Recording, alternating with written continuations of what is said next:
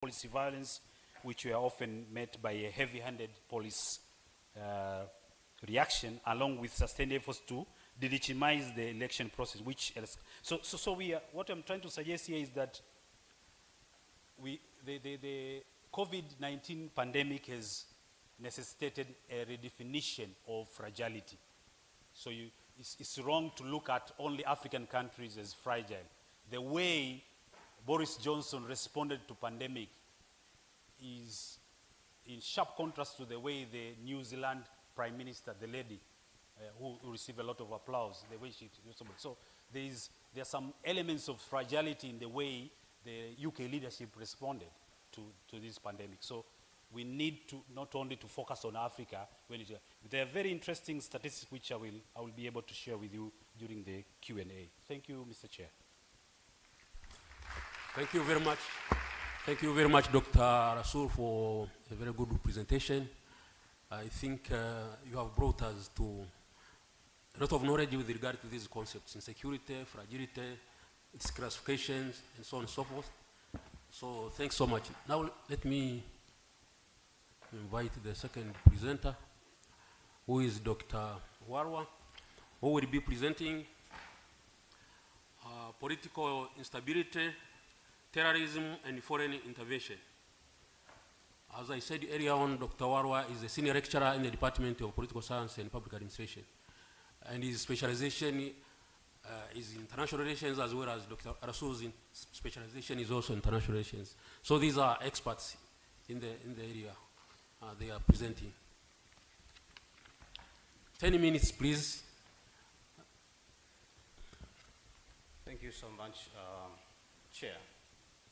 I'll be making two presentations, and when I was reading through and compiling my two papers, I decided to change the order and start with the last one, the question about what needs to be done to strengthen the independence and sovereignty of Africa.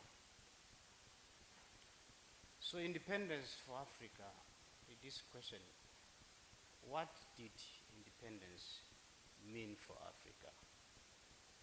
And I think to me it meant the right of African nations to make their own decisions, but also to make mistakes. And independence comes with expectations, and the transfer of power from a colonial government to the African governments indeed did create several expectations. And of course, one of these expectations was that that would lead to a creation of solid, sovereign African nations, and with, of course, the right to control over their policy and outcomes. Now, but also for us, it meant addressing some of the challenges that Africa was facing at independence. Addressing some of the challenges that Africa was facing at independence. And some of these challenges include, but not limited to, a question about national building. As when at independence, when we did achieve independence, what we had in many African countries were not nations, but rather states that embarked on a national building project, but also defining the African development path, the ideology. This question about what mode of development best suits Africa. But also question about sovereignty, and most important, it's quite important, the freedom from want, the assurance of our people to have access to the basic needs. But the question that comes to mind, which I'll be trying to respond in this presentation, is after about 50 years of independence, there are questions regarding whether has indeed achieved what I would consider empirical sovereignty. And I think the best way to answer this question about what needs to be done, is to revisit what has been done thus far since independence. questions about redefining the ideology, questions about regional integration, etc. But also I think answering this question also requires defining, understanding, and allocating Africa in the international and global context. Because Africa does not operate in a vacuum, but what takes place in Africa is shaped by what takes place at the global level. Now let me start with this discussion about some of the efforts that have been done, and then I hope we'll get to the conclusion. The transformation of the OU to AU raised some hopes about the idea of uniting Africa. Because some of the questions that have always been emerging, if Africa does not command empirical sovereignty, maybe it is high time that African states come together and have one solid state of Africa called a United States of Africa. And if that has to be realized, of course, Africa states need to surrender part of their sovereignty. And of course, debates about the United States of Africa are not new. They've been there since independence. And in one of his speeches in 1997 in Ghana, Mwalimu said, there is no life without Africa coming together. And this long quotation, I don't have time to go through. And however, if you look at the recent discussions, voices coming from a new generation of African leaders pushing for this agenda are increasingly diminishing. And when I was reading for this paper, I came across a voice in 2009 from Gaddafi when he was assuming the chairmanship of the AU, saying, Africa, if we are to command empirical sovereignty, we need to come together. So what has happened? And what we are seeing, there was a debate a few days ago on campus about a so-called a free trade area for Africa. This is the debate that is now coming out recently, away from the discussions about a united Africa. And what did USA, United States of Africa, mean for Africa? In the view of Nkrumah, the thrust towards a United States of Africa embodied three core elements. One, the protection of Africa from the return of colonialism in a different way. And that is neoliberalism, something that's about to talk about in the morning. Securing total liberation for Africa. Construct socio-economic system that supports greater mass of Africa. And if you look at these aspirations, they are not very much embodied in the discussions about a free trade area for Africa. And the other effort that is worth mentioning in the discussions about independence and sovereignty is the idea about regional integration. As we all know, there were two debates at independence, one pushing for immediate unification of Africa, and the other pushing for a gradual process. And in the end, we decided to opt for a gradual process where we said, let's go for the regional integration, which would become a foundation for a bigger aspiration, USA. And however, if you look at the regional integration blocks of Africa, they are surrounded by several problems. And one of them is the question about, for instance, MATCO membership. They continue to lie on foreign funding. They continue to lie. There are tensions. And just this is one of the pictures of the regional integration in Africa. Angola, for instance, belongs to 3 regional integration blocks. Burundi, 6. We in Tanzania, 3. Uganda. So it's multiple membership. And if you look at what explains multiple membership in Africa, of late is just the thrust to look for markets of the products. And in the end, it's kind of diluting the whole idea. So the regional integration bloc that we expect to be bridges towards a united Africa, and therefore empirical sovereignty of Africa, have in themselves become some kind of a blockage. And if you look at the practice, they are of course essentially blocking this big aspiration. And of course the discussions of a United States of Africa and the regional bloc, a regional integration bloc, regional integration of Africa, they are also not founded into a solid foundation. Like if say we want regional blocs with which model? A European model, an American model? It's not clear. And the other issue is the question about ideology. And this question about sovereignty and independence for Africa, if it is to be strengthened, with which ideology or development model? When we got independence, we were divided. A socialist mode of development path with a capitalist mode of development path. And when the USSR had collapsed in the 1980s, Africa was left with no option but to embrace a capitalist path of development. But the bottom line is whether of the development approaches that will be models, neither of them did create an autonomous economy, whether be it capitalism or socialism. And of course that independence, and this has been one of the challenges, that what Africa had was a dependent economy.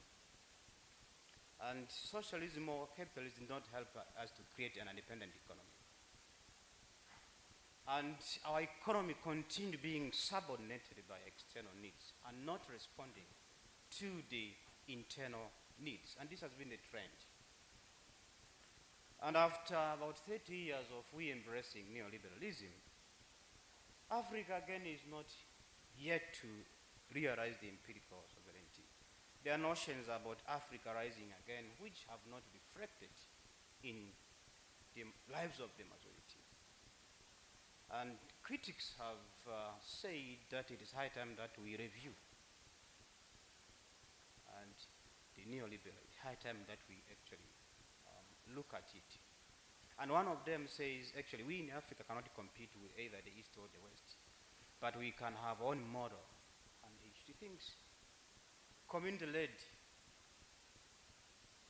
has been one of the successful approaches towards competition in Africa.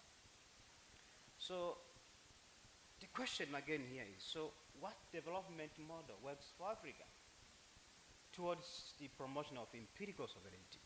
Claude Ake would say, development in Africa has not failed, but it has not started. It has not been.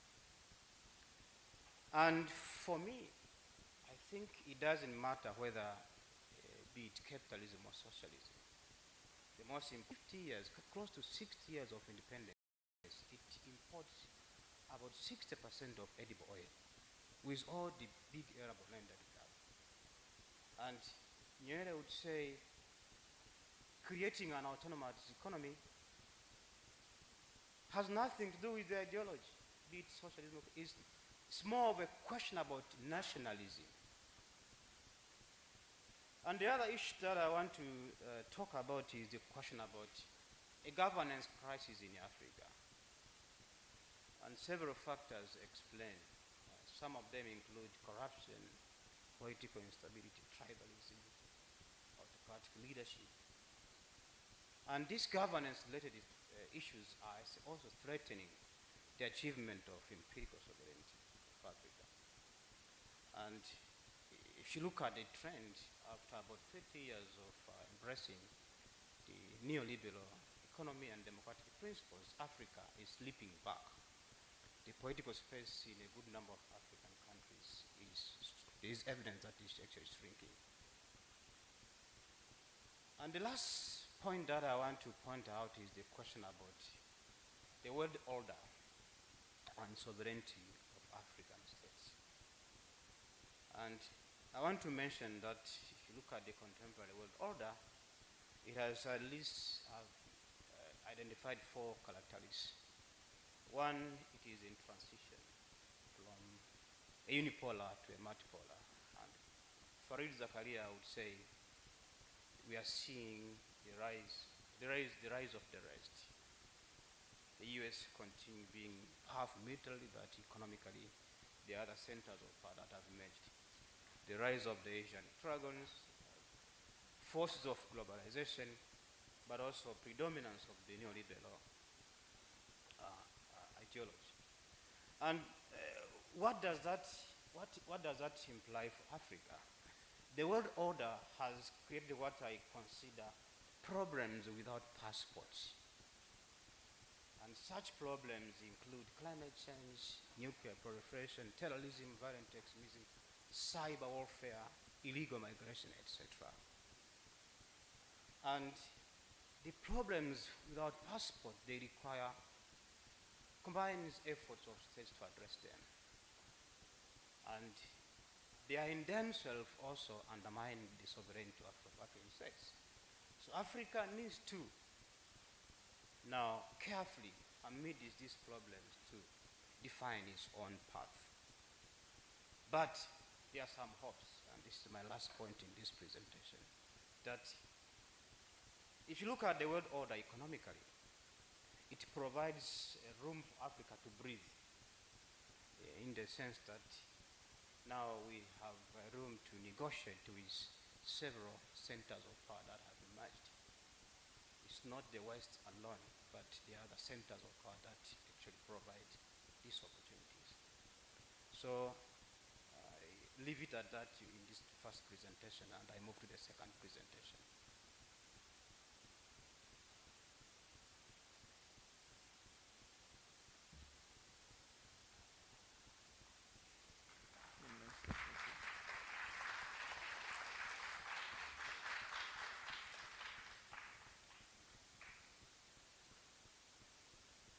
So the second, which was supposed to be the third, is on political instability, terrorism, and foreign intervention.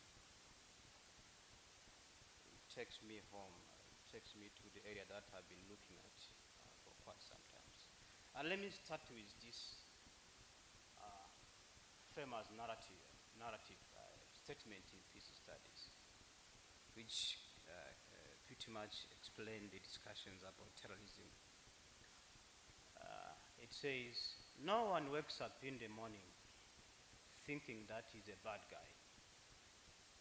Even a terrorist that bombs himself or herself in the public wanting to die, if you ask them why are you killing people, they will say, I'm a good guy and I'm killing the bad guys. I think now Africa, one thing that characterizes Africa is that it has been characterized by a history of instability and insecurities. And to me, I think this is one of the crises of unattained sovereignty, empirical sovereignty and independence. When we were struggling to achieve independence, and of course at independence, in several countries of Africa, the army took over, the overthrow of African leaders.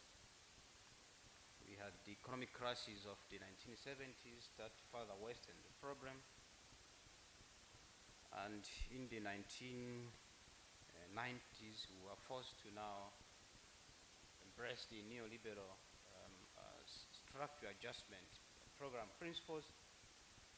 The artificial borders of Africa have not been settled, and as such, we saw wars, interstate wars between Tanzania, Uganda, Somalia, Somaliland, Sudan, South Sudan, and lots of these tensions have continued to persist in Africa.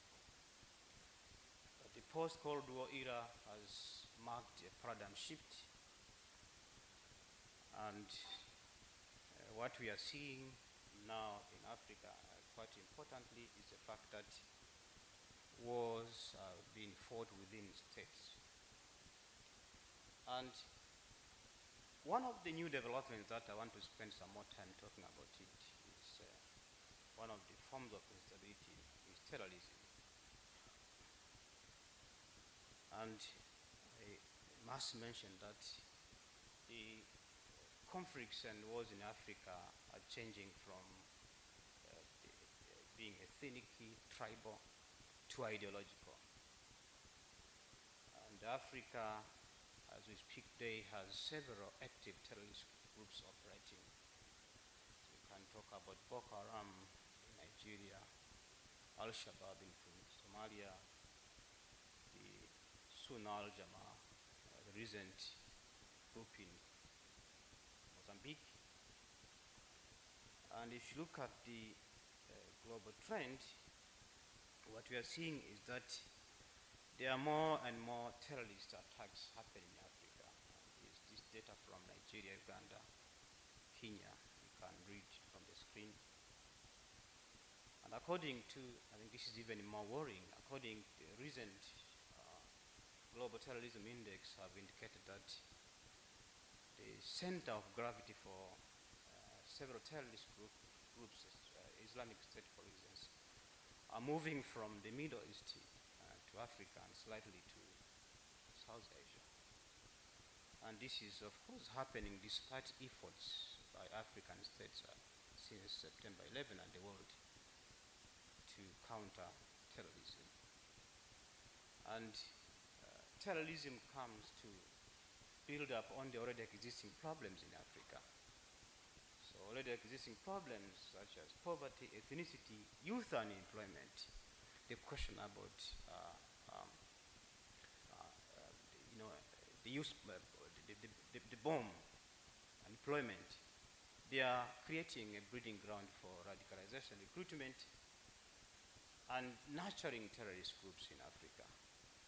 And for some youth in Africa, joining a terrorist group has become some kind of a frustration relief. If I am frustrated, I go to Somalia to join Al-Shabaab. And economic marginalization remains one of the unique problems of Africa, and which is again nurturing the terrorist groups. And one of the questions that when I was preparing this presentation, I was trying to answer is, so why has terrorism gained ground in Africa? And I thought a 2017 research by UNDP, which involved conducting interviews with former recruits of different terrorist groups in Africa, is still relevant to discuss here. And these guys had quite interesting research which involved talking directly to the people that had been to the terrorist groups, asking them a question about why is it that you went to Somalia? Why is it that you went to Nigeria and joined Boko Haram? And 8 findings came out from that research, and I want to spend a few minutes to talk about them. Number one, a majority of the recruits came from borderlands or historically marginalized areas. So I would ask you, if a terrorist is to recruit in Tanzania, where do you think the recruits would come from? In this country, you know the place, right? The historically marginalized areas. Number two, majority of the recruits have low levels of secular education. 16% of them, for instance, about 39% of them have been to school for, actually I still have some more time, have been to school for less than, for about 5 to 10 years. And there is this question that quite controversial. People say it is religion. But according to this research, of course, majority of the recruits said it is the religion that pushed us to go and join. But when asked to cite either a Quran, a verse from the Bible, Quran, a significant number of them could not cite any. So someone is saying, I'm fighting in the name of religion, but does not know what kind of religion is that. And so what is that suggesting is that there is actually, in my view, bad teaching of religion. Because if I am saying I am fighting in the name of a religion that I don't know, it means there is bad teaching of religion. Number three is the question about unemployment. But also there is quite interesting, the question about limited confidence in the institutions. That when people have no confidence in the established institutions, then they would find joining a terrorist group, as I said, a frustration absorbed. There is a question about speed and age of recruitment. The majority of them were at the age of 17 to 26 years old. But also, this question, people say, is it more of an individual motivation? But according to this research, questions about networks are critical. Who do I associate with? And the last point, which is also quite significant, the tipping point actually, government action. That Liquid saying we actually joined because of the government actions. That actions that were not in favor of the youth. Remember, between the age of 17 to 26, these are youth. That the government action is actually quite critical. And the last issue is foreign intervention, which it kind of combines the issues that I've talked about from the beginning. So, as I said, Africa does not command empirical sovereignty after 50 years of independence. Africa does not have an autonomous economy. And as such, Africa has been vulnerable to foreign interventions. Africa does not have the capacity to provide for security of its own population. And as such, you would be seeing foreign troops in Africa providing for the security.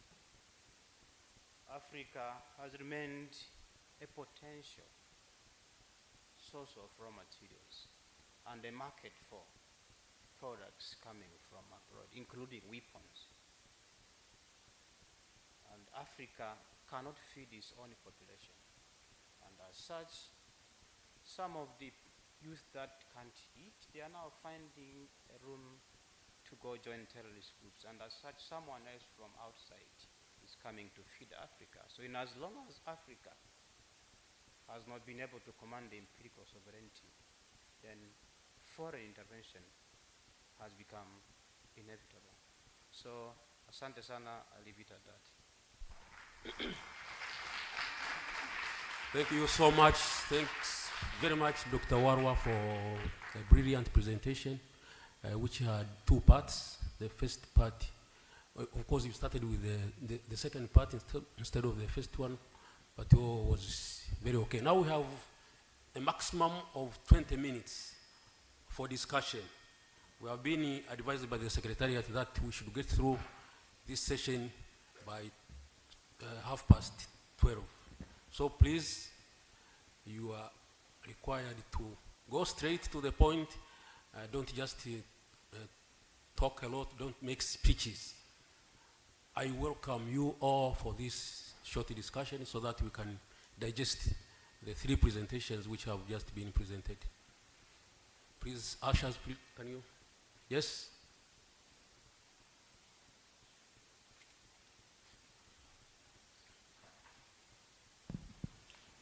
Briefly introduce yourself and then go straight to the... Yes, kwa majina yangu naitwa Godson Emmanuel, the former chairperson of East African Uongozi Institute alumni. Naomba niweze kutumia lugha ya Kiswahili kidogo ili iweze kwenda vizuri kutokana na presentation. Nianze na presenter wa kwanza. Tunapozungumzia kuhusiana na Afrika kuungana na kuwa taifa moja, tumeona changamoto kubwa imekuwa ni kusarenda sovereignty yake ili kuweza kufanya jambo ambalo litaweza kuunganisha taifa moja, na hilo ndio ambalo limetupelekea kuweza kuwa na hali ya kuwa katika hali ya kuendelea kuwa na ukoloni mambo leo. Lakini hebu tafakari nini ambacho tunaweza tukakifanya ili kuweza kutoka hapo tulipo. Moja ni kwamba there is no political willing. You find that most of the leaders, they need to lead. Unaweza kuangalia katika mataifa mengi ambayo kuna migogoro mingi sana, ni mataifa ambayo unakuta marais wamependa kuendelea kama madarakani. Kwa hiyo unapoleta thinking ya kwamba tuweze kuungana, inakuwa ni changamoto. na hata mataifa haya mengine hawezi akapenda kuona kwamba tunaungana, kwa sababu anajua tutakapoungana tu tawazidi nguvu. Look at the big very good reference to East African Community. Where is the political federation ambayo imekuwepo kwa muda mrefu, kwamba tuweze katika East African Community tuwe na political federation? It has been a very long story ambapo imekuwa ni changamoto kubwa. But lastly, what I can say, tuangalie pale ambapo tunazungumzia kuhusiana na swala la masoko ya mazao na zile malighafi zetu. Ni kwamba population tunayo, lakini bado tunakosa masoko katika mataifa yetu. Kwa sababu gani? Ni kwa sababu tumeamini kwamba masoko tulionayo sisi hayawezi akajitosheleza, kwa sababu tumeshindwa kuwa na mbinu za kuweza kuwa na viwanda vyenye kuweza kuzalisha na kuweza kulisha mataifa yetu. Asante sana. Okay. Thank you. Next one. Huku, twende kule. Please.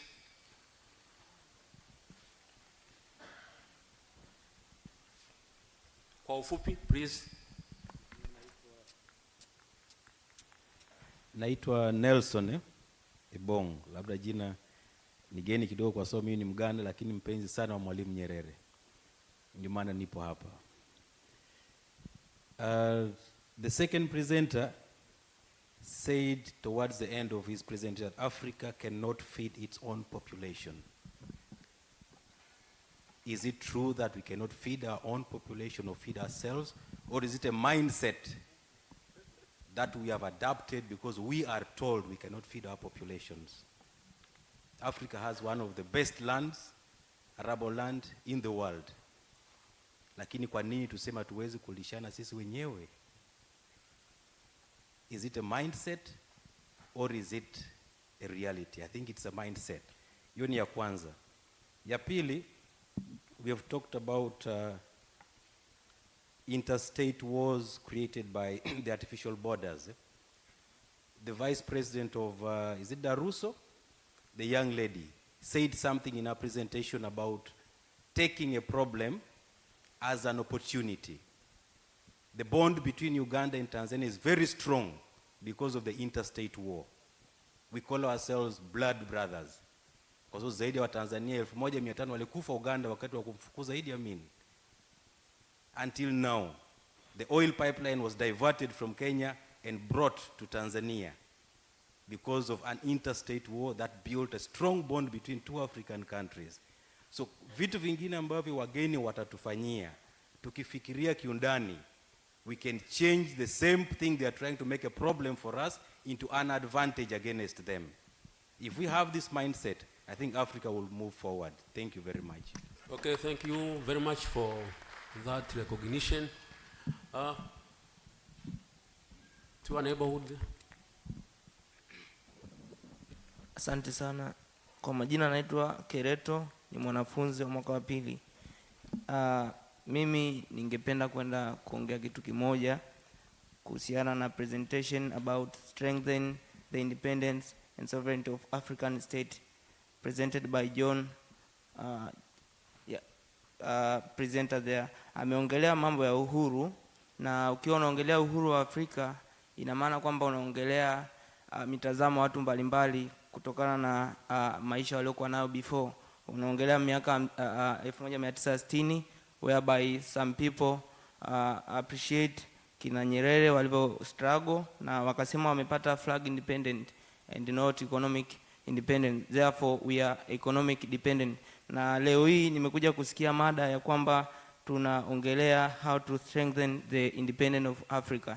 So my question is, which kind of independence are you speaking or presented about, a flag or just economic? Kwa sababu tuna hivyo vitu viwili. Asante sana doctor. Okay, asante. Jamani, gender balance tuko very sensitive vile vile. Naomba mkono wa kina dada, kina mama. Please, this is an offer. Kama hakuna inapelekwa kwa wengine. Yes. Asante kwa nafasi. Kwa majina naitwa Elizabeth. Mimi swali langu ni kwa mzungumzaji wa pili na katika second part ya speech yake. Basing on why has terrorism gained ground in Africa, umezungumzia moja ya sababu ya visababishi ni mambo ya masuala employment issues, lakini foreign interventions. Sasa lakini tunaona bado tunayo matatizo katika bara la Afrika. Je, wewe unaiona Afrika katika position gani katika 20 years to come? Kwa sababu bado hayo matatizo bado yapo unattended. Asante. Asante sana. Wanafunzi, this is your offer. Wanafunzi from different schools who are around here. Kama hakuna, inaenda kwa wahitaji wengine. Yes.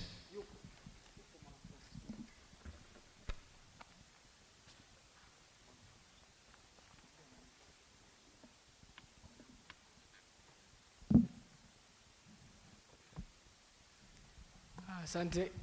Kwa majina naitwa Ibrahim Abubakar, natokea shule ya Yusufu Makamba Sekondari. Kwangu mimi ningechangia katika swala la problem ambazo bado zinaendelea kulikumba bara la Afrika. Kwa maana kiangalia Afrika, nchi zimekuwa huru kutoka kwa koloni, ila still bado nakuta mambo kama terrorism, poverty, unemployment yanakuwa bado yanatuface hizi nchi zetu za Afrika. Ila kwangu mimi ningeona kwamba lazima viongozi ama tunasema watu ambao wana nyadhifa kubwa katika bara hili la Afrika waendelee kutoa motivation kwa Afrika, motivation ambayo itawa encourage watu na kuweza kuwashawishi kuendelea kutunza umoja na amani na mshikamano ili kuepukana na matatizo ambayo yanaikumba bara letu la Afrika. Asanteni. Asante sana. Maoni kutoka kwa wanafunzi hawa vijana. Uwakilishi religious leaders kama tuanze na. Asante. Kwa majina naitwa Helena Miea, ni mhadhiri kutoka Mkwawa. Ninaelekeza swali langu kwa mwasilishaji namba 2 ambaye amewasilisha kuhusu mambo ya ugaidi. Ameelezea kuhusiana na intensity ya ugaidi, lakini pia vitu gani ambavyo vina influence. Sasa swali langu linakuja, nini nafasi ya viongozi wa dini katika kuhakikisha haya masuala ya ugaidi hayaendelei? Lakini upande wa pili, nini nafasi ya serikali za Kiafrika ambazo kwa namna moja au nyingine zinatakiwa zenyewe ndo zifanye kazi kubwa kuhakikisha ugaidi unaisha? Asante. Tunashukuru. Religious leaders, Bishop Magonza.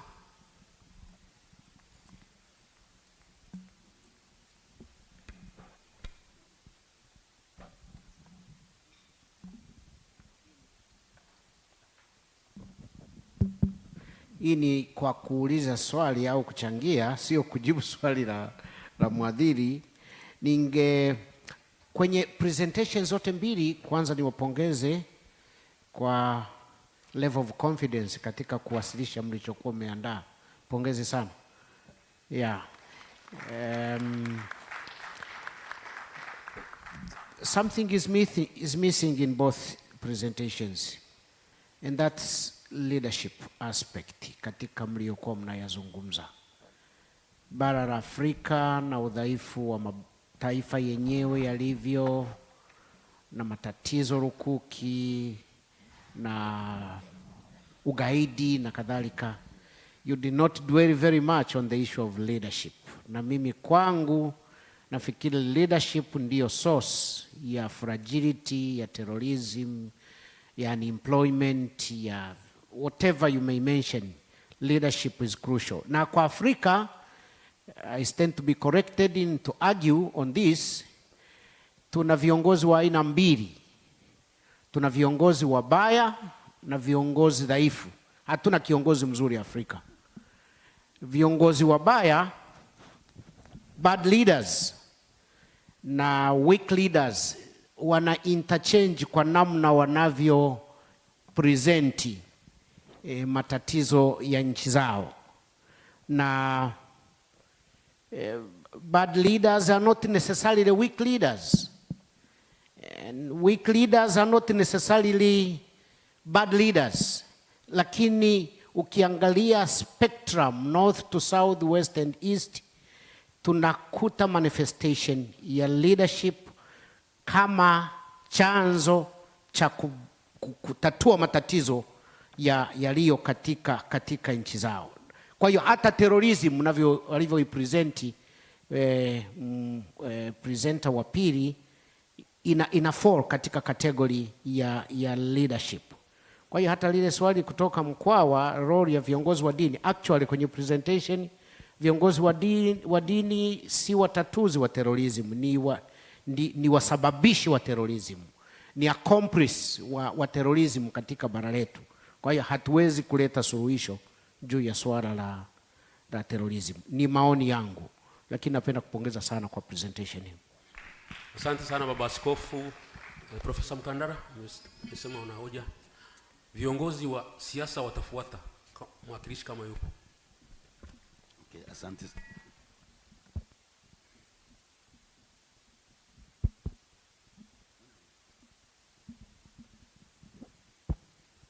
Asante sana mwenyekiti, na nawapongeza watu wa mada, wametufungua macho. Sasa mimi kitu nataka kuulizia ni kuangalia sio ulinganisho, ni connection kati ya presentations zilizotangulia za vijana juu ya masuala ya vijana na presentation sasa hivi hasa ya terrorism. Sasa itakumbuka huko nyuma kihistoria, katika nchi ambazo watu walipigania uhuru kwa mtoto wa bunduki walikuwa ni vijana. Kina Samora Machel ndio walikuwa na mistuni wa Angola, Guinea Bissau na kadhalika.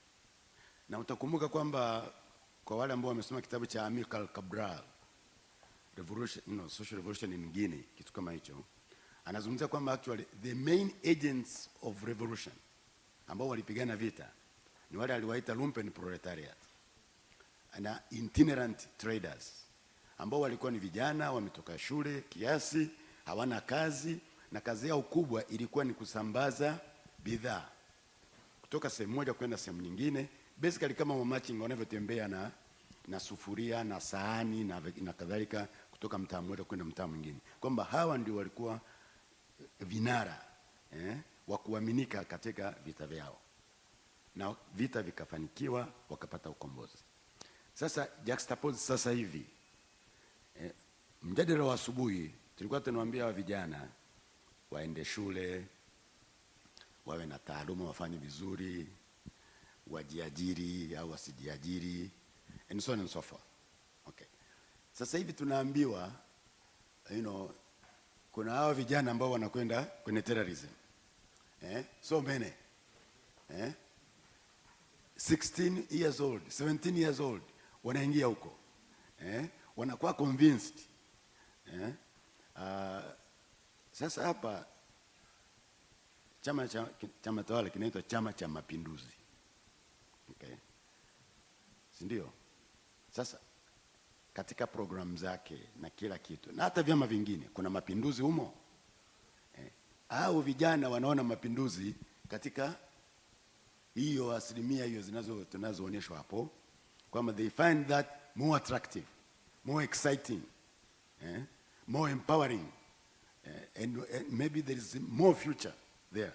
And in a way, go back to Sabato, maybe ndio wanaipinga imperialism hiyo na neocolonialism. Maybe that is their method, their way of doing that. Sasa Sabato angekuwa hapa ningemuuliza kama yeye ana support hiyo au vipi. Asante mwenyekiti. Profesa, asante sana Profesa. Viongozi wa vyama vya siasa kama yupo. Tuanze huyu halafu wewe utakuwa wa mwisho. Muda sio rafiki. Tuanze na yule.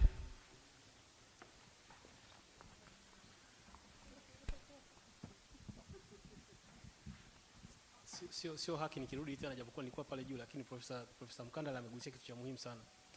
Unapoongelea terrorism kwamba kwa nini hiyo vijana wetu wanakimbilia kuwa recruited nje, nafikiri kwenye uongozi kuna kitu kinamiss, kinaitwa inspiring performance. Tumejikita sana kwenye kutekeleza miradi, tumesahau kuwa inspire vijana wetu. Kila mwaka tunakimbilia kwenye kuwaza uchaguzi, kwa hiyo tumekuwa tuafikia miaka mitano, lakini katika uongozi kuna kitu kinaitwa hardware na software.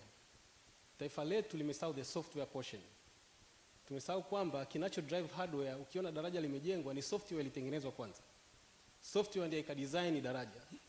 Sasa if we forget the software portion of our people, the intelligence and intellectual matter iliyopo, tutafocus zaidi kwenye madaraja, kwenye kujenga vituo vya afya. Of course hicho ni muhimu sana, na mashule, lakini tunasahau kwamba capacity building is one of the key kwenye taifa lolote ili litoke. Asante. Asante. The last 1 minute please. Asante.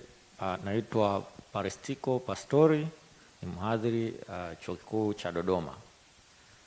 Mimi naomba kuuliza swali kutokana na presentation ya Dr. Walwa. Amezungumzia matendo ya serikali kama mojawapo ya vichocheo vinavyoweza kupelekea vitendo vya ugaidi au watu kujiunga na makundi ya ugaidi. Na ametumia neno kwamba ni tipping point. Kwa hiyo kumbe katika wadau ambao wanachangia kuzalisha ugaidi ni serikali, zinaweza kuchangia sana kuzalisha ugaidi kwa mujibu wa utafiti alionukuu. Sasa ningeomba tufafanulie kiundani ni matendo gani ya serikali ambayo yanaweza kuchochea hivyo vitendo vya ugaidi, ama watu hususani vijana au hata kama sio vijana kujiunga na makundi ya kigaidi. Asante. Okay, asante. Nadhani kwa in terms of contributions tunaishia hapo. Naona mzee Shibuda ameng'ang'ana hapo. Kwa heshima yake naomba aseme kwa dakika moja tu. Mimi naomba kusaidiwa kitu kimoja. Tulipokuwa tunapigania ukombozi wa bara la Afrika, tulikuwa na ndoto moja, na mfumo wa vyama vingi ulikuwa na ndoto yenye makutano na dhamira ya ukombozi wa bara la Afrika. Wataalamu, Tanzania, ni nini ndio ndoto ya mfumo wa vyama vingi dhidi ya maadui wakuu wa nchi yetu, maskini, maradhi na ujinga? Na Afrika ni nini iwe ni ndoto ya mfumo wa vyama vingi tuweze kuattain African Union? Na vile vile nasikitika kusema kwamba sasa hivi Tanzania, somo la Chama cha Mapinduzi ni kwamba utegemezi kwenye vyombo vya dola ndiyo utengenezaji wa fikra ukombozi ya kupata ushindi wa uchaguzi. Na hii nadhani iliwahi kutamkwa na katibu mkuu msomi mwenzenu Dr. Bashiru kwamba ni ujinga ukiwa na dola ukashindwa uchaguzi. Je, hiyo ndio dira ya kuandaa kizazi kipya kiwe na urithi wa fikra tegemezi kwamba kipozeo au nguvu ya ushindi ni mfumo wa dola? Asanteni. Asante sana mzee Shibuda. Sasa hoja zilizoiburiwa ni nyingi na majibu yake sidhani kama mnaweza mkaexhaust. Ila ni wapi discretion ni angalau the maximum of 2 minutes kama mtaweza, ili tuweze kwenda kwenye session nyingine. Tuanze na Dr. Rasul. Hata hapo. Asante mwenyekiti, naona dakika 2 kweli ni kidogo, lakini kwa sababu ya heshima na tuna presentation nyingi na sessions zinazokuja, taheshimu muda ulionipa, na naona mwenzangu ndo umechokoza sana kwa sababu na mada 2 lakini ngoja nilijibu hili. Sio kama namjibu moja kwa moja mwenyekiti wa Kigoda Profesa Mkandala, ametuchokoza kidogo vizuri, lakini ngoja nisaidie kwa sababu hicho ambacho mmekiuliza kidogo kinahusiana na tunavyofundisha darasani. wengi wanauliza, maana profesa akishasoma mashairi ule munkari unampanda kidogo. Vijana wengi, na hili itakuwa swali nitakuwa najibu pia parestiko kidogo in a way. Kuna sisi tunawafundisha kinadharia hapo wanafunzi wa degree ya pili masters. Kuna course inaitwa Terrorism and Counterterrorism ambayo sasa hivi mwenzangu amenipokea anafundisha. Kuna theory inaitwa frustration aggression theory. Inaelezea vizuri sana hizo sababu zote. Kwa nini vijana wanajiunga zaidi, wanakuwa tempted kwenda kwa Boko Haram, kwenda Al-Shabaab, na zile sababu nyingine, hata wale wako kule Middle East, kwa nini wanajiunga na hivyo vikundi. Kwa hiyo sitaenda zaidi, mwenzangu labda atalizungumza. Mwenzetu pia wa Uongozi Institute CEO anazungumzia mambo ya software, sawa kabisa, inspiring performance inakosekana. Sawa, capacity building is the key, lakini it's not the right solution, sio sawa. Kwa sababu mimi wazo wangu ni kwamba tatizo la Afrika tulilonalo ni kwamba tunaanzisha taasisi lakini hatuheshimu taasisi kufanya kazi, ambayo itakuwa na mjibu Faza Bagonza pale kwamba hizo tatizo la leadership, wanaoanzisha hizo institution ni viongozi, sio? Sasa capacity building haisaidii, kwa sababu hata Brookings Institution wamefanya research, wanagundua kwamba focus kubwa ya hizi capacity building ni kwenye institutional forms badala ya institutional functions. Focus kubwa inaenda kwenye institutional forms, how institutions are organized, as opposed to how they perform actually on the ground. Kwa tatizo ni hilo. Mwisho jamani, hivi mmesha kujiuliza ni wapi hizi watchdog institutions, iwe ni upande wa CAG, iwe ni upande wa anti-corruption bureau, iwe ya commission of human rights na nini, umeshaona wapi kwenye nchi hizi za Afrika waziri tu anatoka anasema na kuagiza mbele ya vyombo vya habari na kuagiza CAG na kuagiza fanya hivi? Wapi umeshaona kwenye nchi za wenzetu hizi watchdog institutions zinaambiwa hivyo na mwanasiasa? Nani umeshafanya research Afrika nzima, ni taasisi ngapi hizi zina consolidated funds zina operate zenyewe bila kuambiwa nenda kafuate vile? Umeona kuna foul play somewhere, zinakwenda zenyewe. Wapi umeona? So mimi naziona kama hizi ni political stance. Mwisho nilikuwa nasema dakika moja namalizia ile fragile states index nilikuwa naigusia katika nchi 25 zilizotajwa katika hii iliyotoka, huu mkeka uliotoka juzi wa fragile states index. Katika nchi 25 ukanda huu wa Afrika Mashariki, South Sudan ni ya 4. South Sudan ni ya 4 na Burundi ni ya 16. Yaani unapokuwa nafasi ya juu ndio wewe hali yako mbaya zaidi ya udhaifu. Nchi ya kwanza duniani ni Yemen, ya pili Somalia, ya tatu Syria, ya 4 South Sudan, ya 5 DRC, Central African Republic inafuatia, Chad, Sudan na Afghanistan. Zimbabwe ni ya 10 inamalizia, na chini yuko Ethiopia. Katika Afrika Mashariki ukiziangalia hizi nchi, sisi tuna nafuu. Katika FSI, yani Fragile State Index, Tanzania ndio ya mwisho katika zile nchi 6 za Afrika Mashariki. Ya kwanza ni Burundi, ikifuatiwa na South Sudan, unakuja Uganda, unakuja Burundi. Kwa hiyo nataka kusema tu kwamba hizi index zina utata, zimeshambuliwa, lakini zinasaidia kutupa picha kwamba tunakwenda wapi, tuko katika nafasi gani. Asante sana mwenyekiti. Okay, asante. Dr. Waro, please.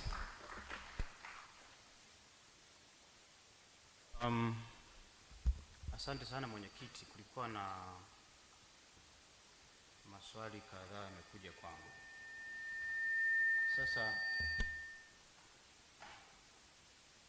nilikuwa nafikiri ili kuyajibu maswali yote kwa pamoja nitoe scenario ya utafiti mmoja wapo ambao tulikuwa involved. Tulikuwa tuna mradi wetu hapo wa nyumba 10 ambao ulikuwa unafanya utafiti kati ya Kenya na Tanzania, na team leader yetu alikuwa ni Professor Kilian. Sasa mimi I went to Kwale. Kwale is a county near Tanga. Na in Kwale the rough estimates are that there are about close to 1,000 now youth that have been to Somalia, but they have come back home. Are these terrorists? Because I had an opportunity to talk to several of them, but I want to draw narratives of the two. One said to me, brother, if only the government had given me an opportunity to talk to the other youth that have been to Somalia, I would have been such a good resource to the community. He said, there is no jihad in Somalia. Na akatumia neno la Kiswahili, kule ni uhuni mtupu. Because he was ruled in the group being told that he was going to Somalia to fight in the name of jihad. Now in reaching Somalia, what he saw was not the jihad that he thought. Anasema usiku tukilala, sisi ambao sio wa kutoka Somalia, tunalala pembezoni mwa ile kambi, ili tukivamiwa tufe kwanza. Anasema walipokuwa wanaenda kuvamia meli, pesa ikipatikana, nyinyi ambao sio wa kutoka kule mnafukuzwa, wanagawana ambao ni wakubwa. Na akasema kingine, kulikuwa na shida ya chakula, na you that you are not from Somalia mlikuwa mnakula wa mwisho, kwa mabwana wakubwa wanakula kwanza. Akasema sasa huyu alinipeleka huku, ainiambia huku kuna jihadi. Sasa mbona jihadi yenyewe ya namna hii ambayo ina discrimination? Dini gani ambayo ina discriminate baadhi ya? Na akasema hakuna ile. Sasa issue ya msingi hapa, kulikuwa na issue ya viongozi wa dini wana nafasi gani? Kwa mtazamo wangu pale ni manake ni mafunzo ambayo ni mabovu ya nini? Ya dini. Lakini mwingine akasema kule Somalia bana hamna ajira. Ni uongo mtupu. Akasema hamna kijana wa Kenya alienda Somalia akatoka kule akaja akajenga hata nyumba. Na akasema yeye aliambiwa ajiunge kwa sababu atapewa shilingi $1,000 kwa kila mwezi. Amekaa kule about year kuona hata $1 akaamua kutoroka. Na ukitaka kutoroka wanataka kukuua. Akafanikiwa kutoroka. Aliporudi Kenya, anasema serikali hainipi nafasi ya mimi kuongea na vijana wenzangu, inaniita guide. Hao jamaa they are hunting, wanasema wananitafuta kama ndege waniue. Sasa hapa ni matendo ya serikali pia, ambayo huyu jamaa baada ya kuwa anatafutwa naye anataka kufanyaje pia kuua watu wa serikali. Kwa hiyo action ya serikali labda kutokepo na ajira, then action ya serikali inavyoreact kwenye problem pia ina create problem zaidi. Kwa hiyo I think ni complex problem ambayo inahitaji kukaa kwa pamoja watu wa aina mbalimbali kujadili na kuweza kutafuta suluhisho. Okay, asante John William, tunashukuru sana. Jamani, naomba tuwapigie makofi hao presenters wetu. Wametufunza mambo mengi na tumeelimika kwa kweli. Haya mambo ni yanahitaji further discussion, further deliberations. Kwa hiyo tutakapokuwa na nafasi huko nje tunaweza kuendelea kuchangia hizi hoja. Nimeambiwa kwamba ni waarike wale wa next session.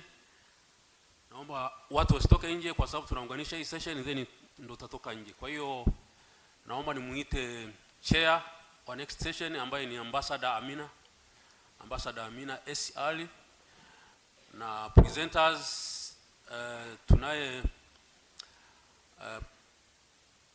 presenters wa hii session Solomon Oladebe Akimboye, tuna Dr. Ngwanza Kamata ambaye ni mkuu wa idara yetu, alafu na Professor Msambaye Katumanga wa Kenya.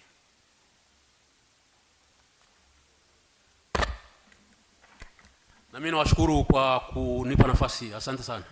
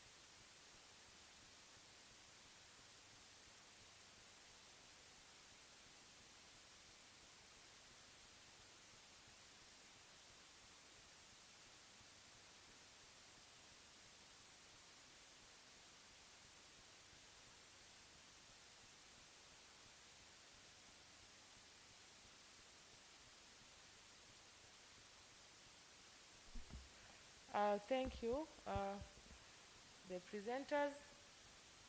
We have Professor Solomon, and also we have Dr. Kamata, Mwaza Kamata, and the chair of the session on national unity and nation building will be chaired by Ambassador Amina Ali. So I welcome you, Chair, to take hold of the session. Thank you. Thank you very much. I would like to welcome everybody to this session, but I was asked to remind all of us to put our mask for obvious reasons. So I would really like to see everybody's mask. Also, we have presenters. I have with me Dr. Kamata is here, and Professor Solomon, still waiting for him. I'm told he's around. And the other presenter, you saw him yesterday from Kenya, Professor Musambai Katumanga from Kenya. And I hope we'll be connected through Zoom like yesterday. You are here, Professor? Okay. All right, I think we can now start our proceeding. First of all, I'd really like to express the following. The discussion we had since morning was really very fruitful and exciting, so worrisome for Africa. And I think this discussion will be the continuation of the discussion that we had since morning. I would just like to add one thing, that is national consciousness. When we talk about national unity and national building, I think we also have to learn a lot about national consciousness, especially the consciousness of both our leaders and us, ordinary people and intellectual and everybody. How conscious are we when we talk about national unity? Are we conscious that we belong to this nation and we have to endeavor to be able to bring that national unity and national building? But since we have competent and eminent presenters, I would really like to leave this for our presenters to give their presentation, and we'll have time to also view our, to bring out our comments or our views.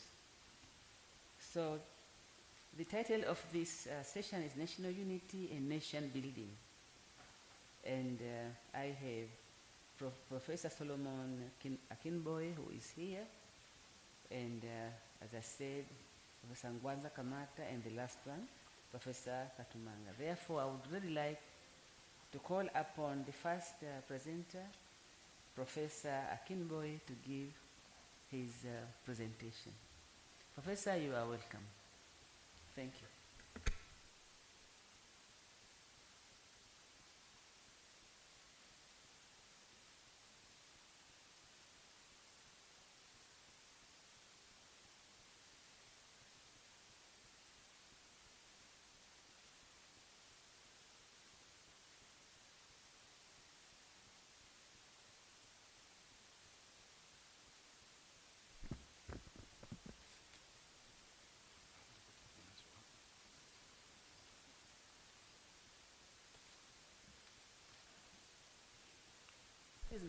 Thank you very much, the chairperson. Okay. Okay, good afternoon, distinguished ladies and gentlemen. I bring greetings to you from Nigeria. Actually, in the letter of invitation sent to me, it was stated that I will have about 15 to 20 minutes to make this presentation. However, given the circumstances at stake, since I've been given just 10 minutes, I will try as much as possible to adapt myself to that. Again, the topic is as shown.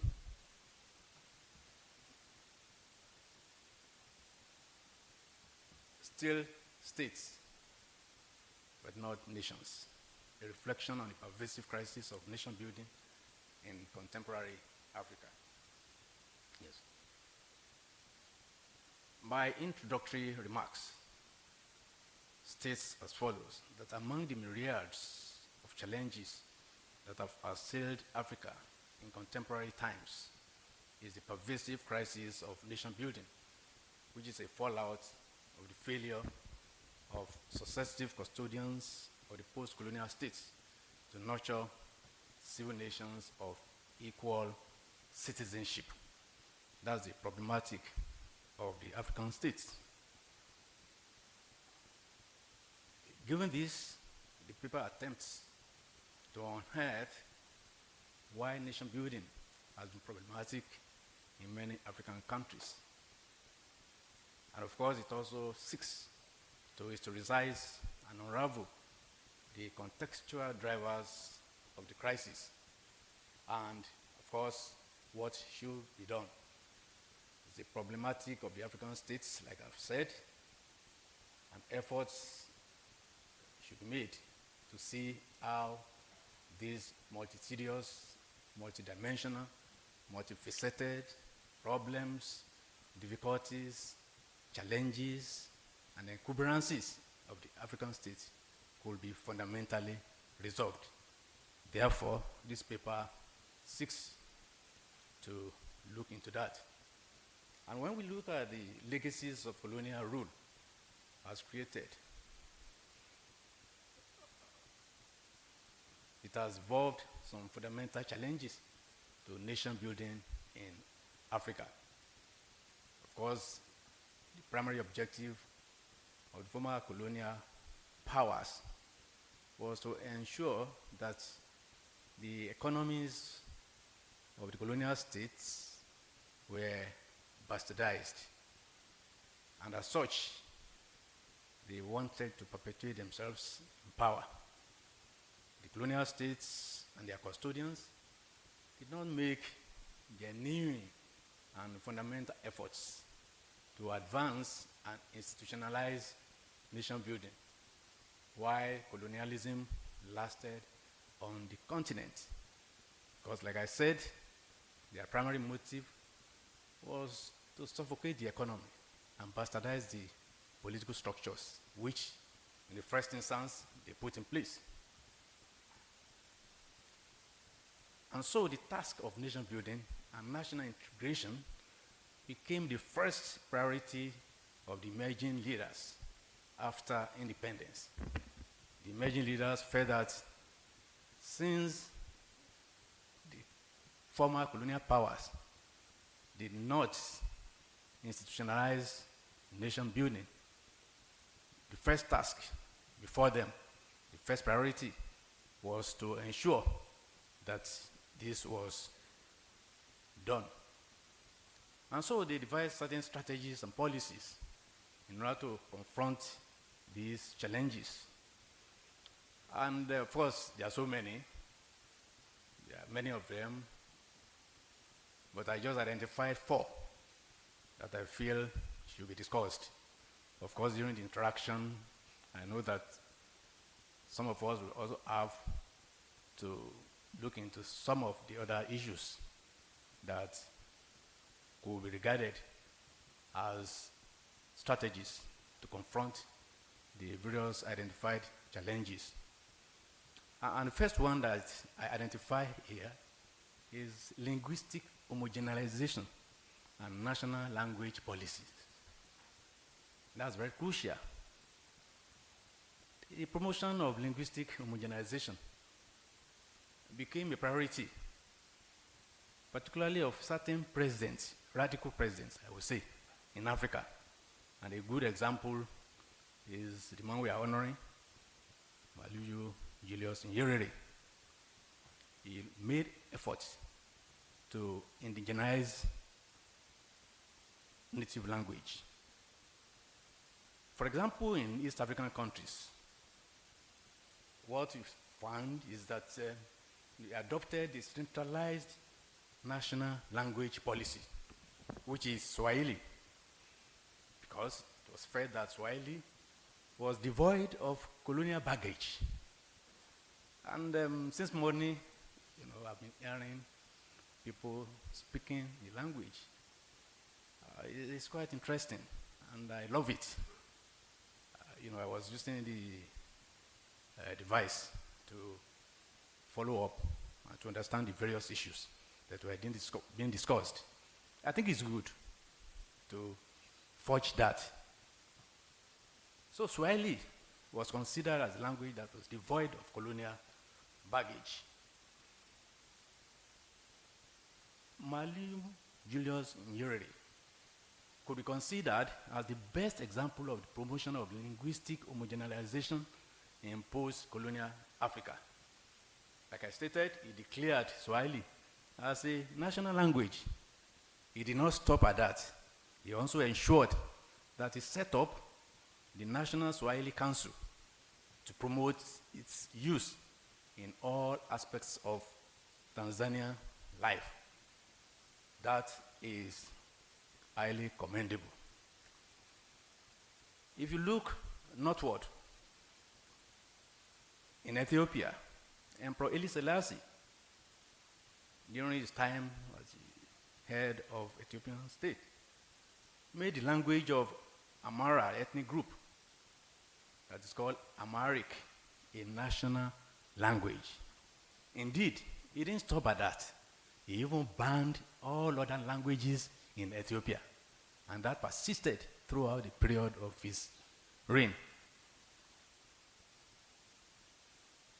The other issue that I raised here is that of centralization of policies or centralization policies as initiated by post-independent African leaders.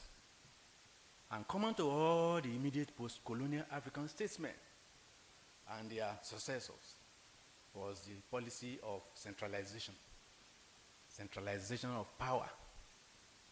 And of course, they justified that it was necessary to centralize power because there was the need to tame the monster of ethnicity. They felt that ethnicity was prevalent and that ethnicity would not allow nation building to succeed.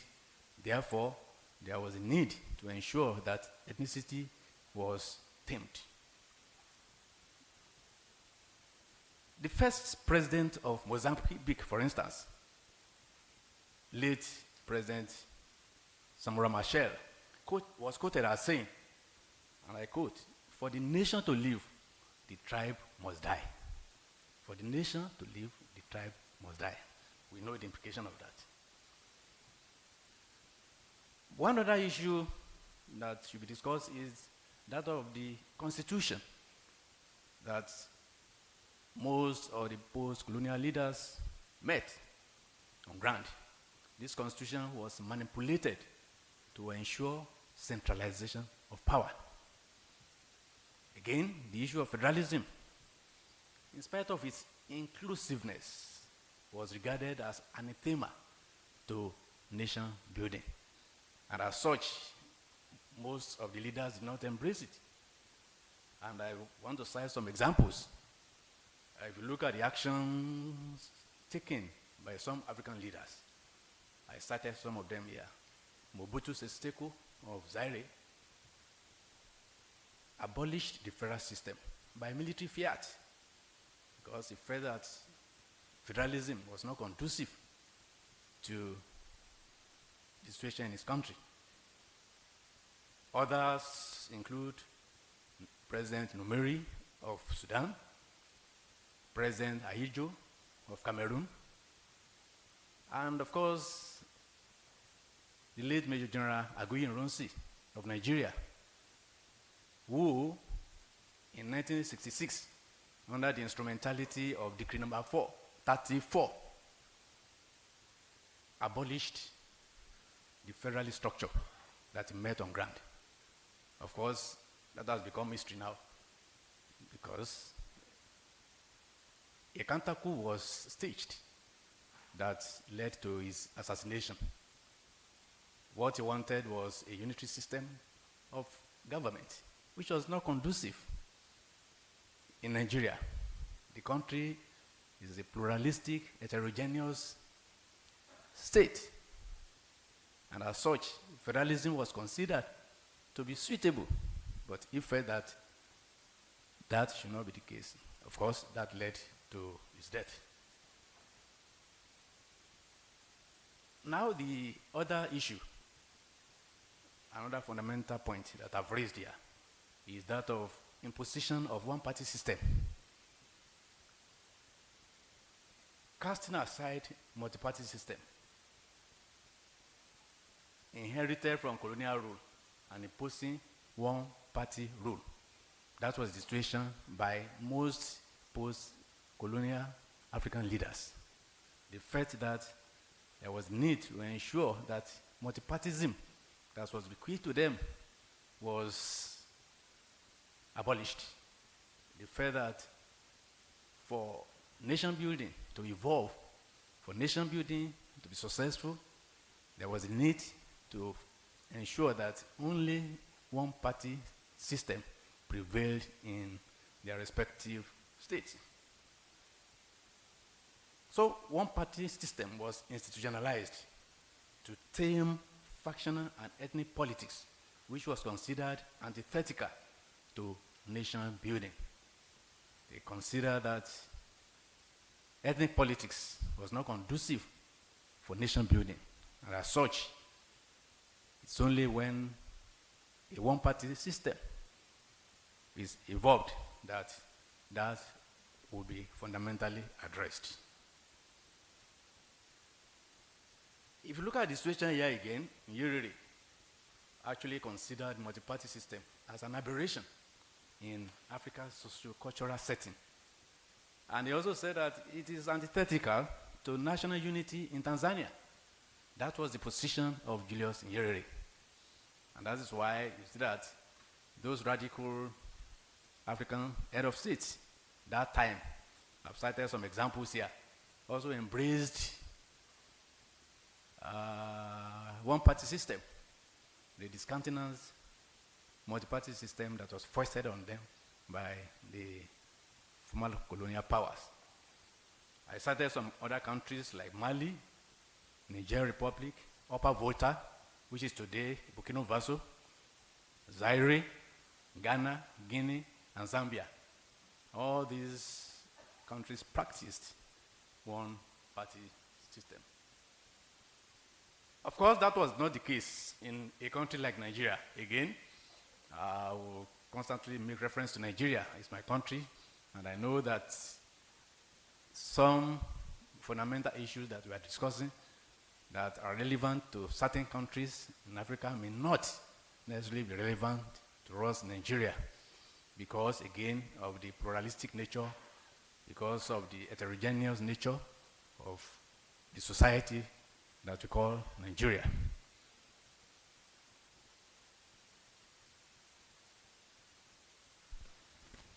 Professor, you have 2 minutes left. Okay. The other one that I mentioned here, I think that should be the fourth one, is non-ethnic census that again became the issue of the day. It became a matter that should be fundamentally addressed. And I say that given the explosive and divisive nature of ethnicity in Africa, African leaders in the immediate independent era adopted non-ethnic census strategies as a means of promoting nations building. Again, they felt that when censuses are conducted on tribal lines, on ethnic lines, do not augur well for nation building. This involves non-collection of information along tribal and ethnic lines, and I give examples of what happened in the Central African Republic in 1961 and 1975, and also in Sudan in 2008, where censuses were conducted without cognizance to ethnic factor.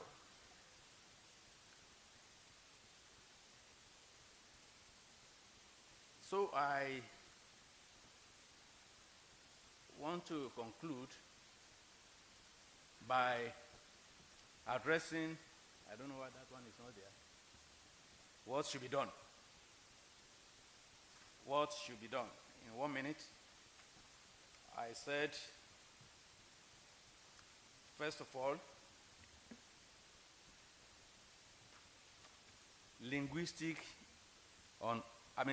on linguistic homogenization and national language policy. It should continue to manifest where it works perfectly well. For example, in East Africa here, it's working well. But like I said, in other milieux, it's not working perfectly well. And so it should be discountenanced. On the centralization of policies, I said this does not go well in a pluralistic and heterogeneous societies, and should therefore be discountenanced. Federalism, as we all know,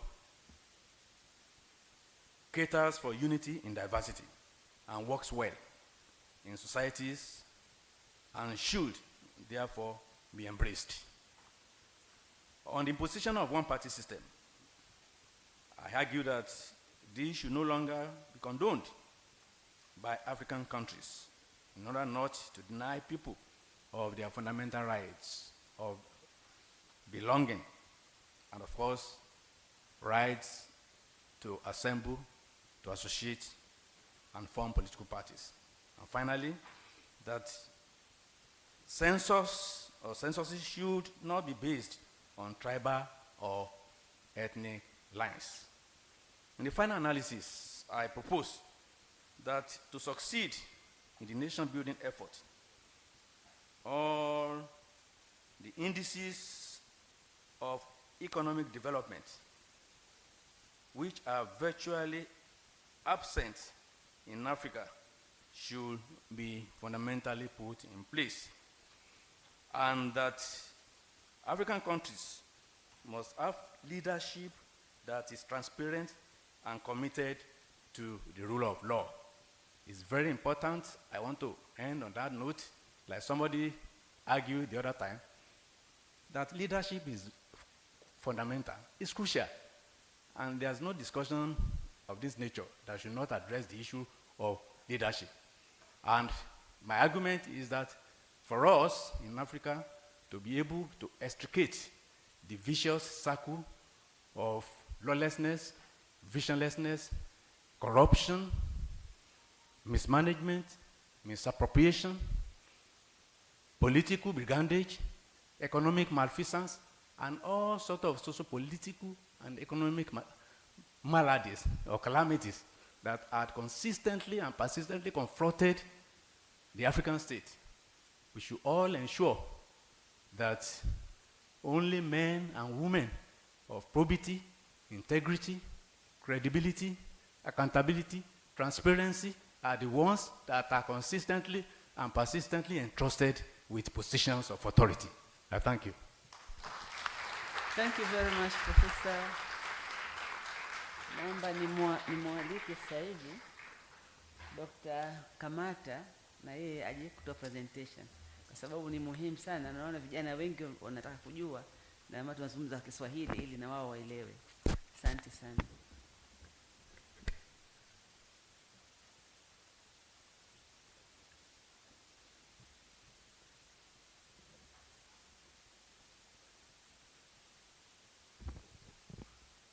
Asante mwenyekiti, na asanteni kwa kunipa fursa ya kuzungumza kuhusu swala zima la ujenzi wa taifa katika Afrika, na mahususi kabisa uzoefu wa Tanzania. Mwenyekiti amesema nizungumze Kiswahili, na mimi nilipanga kuzungumza Kiswahili.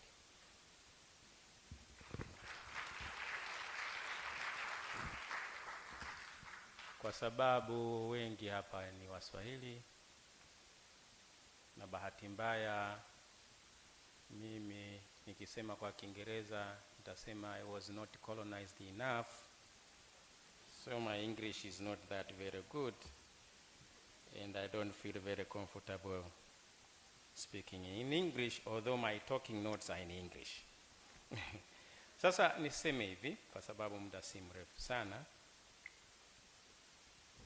Tunazungumzia swala la ujenzi wa taifa. Kwa hiyo unaposema tu unasema ujenzi wa taifa, unazua swali. Na swali la msingi linalotokana na kusema unajenga au uko kwenye mradi wa kujenga taifa ni swala la kwamba je, taifa lipo au halipo? Sasa kwa Afrika, hasa baada ya uhuru, hoja inayokubalika ni kwamba Afrika baada ya uhuru haikuwa na mataifa, kwa maana ya nations. Afrika haikuwa na nations. Lakini swali jingine linaloulizwa ni kwamba je, Afrika ilikuwa na mataifa kabla? Na jibu lina mjadala. Kwa historia ya Ulaya na ukitumia mtazamo na mwelekeo huo, watasema Afrika haikuwa na mataifa, kwa sababu kwa historia ya Ulaya mataifa yameibuka, wengi watasema, baada ya mfumo wa kibepari kuibuka duniani. Kwa hivyo historia ya taifa na historia ya kuibuka kwa ubepari vinakwenda sambamba. Sasa Afrika haina historia ya ubepari, na kwa hivyo kwa sababu haikufikia hiyo stage, kwa hivyo haikuwa na mataifa. Lakini kuna wale wanaosema hapana, vigezo na mtazamo unaotumika kusema kuna taifa au hakuna taifa havikidhi, na kwa hivyo wanasema Afrika ilikuwa na mataifa kabla ya ukoloni. Sasa mimi nachukua msimamo wa kwamba Afrika ilikuwa na mataifa kabla ya ukoloni. Japokuwa si Afrika yote, lakini kulikuwa na mataifa katika Afrika. Ukitazama jumuiya za Waafrika ambayo mnayaita makabila, lakini zilikuwa tayari zimeishafikia hatua ya kuwa mataifa. Na kilichotokea na kilichozikumba hizo jumuiya ni ukoloni wenyewe. Ukoloni ulivuruga na kuteketeza mataifa yaliyokuwepo katika Afrika kabla ya ukoloni. Sasa tumetawaliwa kwa miaka mingi, na wakati wote tulikuwa hatukubali kutawaliwa. Hatukubali kutawaliwa, tukashindwa, tukatawaliwa, tukaendelea kupambana ili kuondoa ukoloni.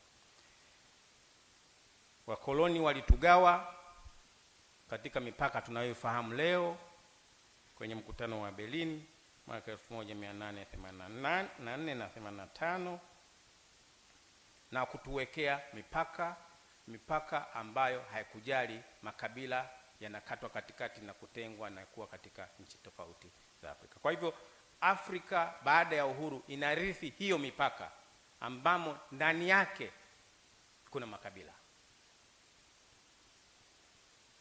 Sasa hoja ya kwanza nataka kusema ni kwamba ni wakati gani mchakato process wa ujenzi wa taifa katika Afrika ulianza. Na mimi nataka kusema kwamba mchakato unaanza pale African nationalism, utaifa wa Kiafrika, uzalendo, what you want to ukipenda kuita, ule wa kuamua kupigania na kutafuta uhuru ulipoanza. Kwa nini? Kwa sababu Waafrika ndani ya koloni moja, Tanganyika kwa mfano,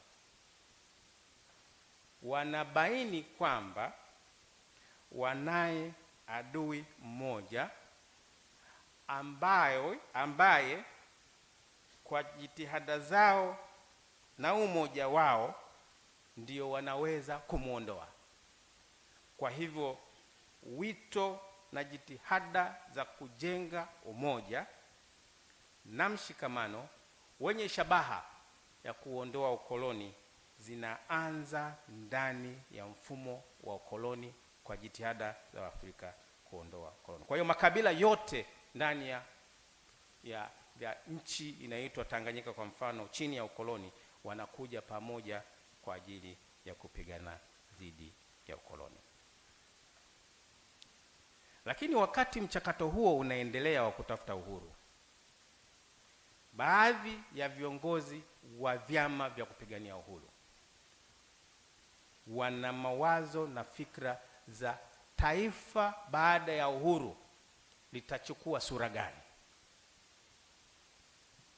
Wako wachache waliodhani pengine itachukua sura ya ukabila. Wako na wengi walioamini kabisa kwamba itachukua sura ya mipaka iliyoundwa na wakoloni.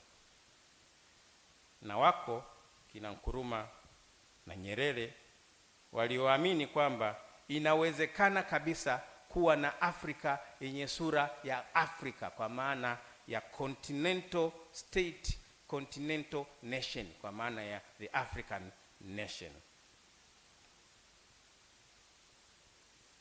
Baada ya uhuru,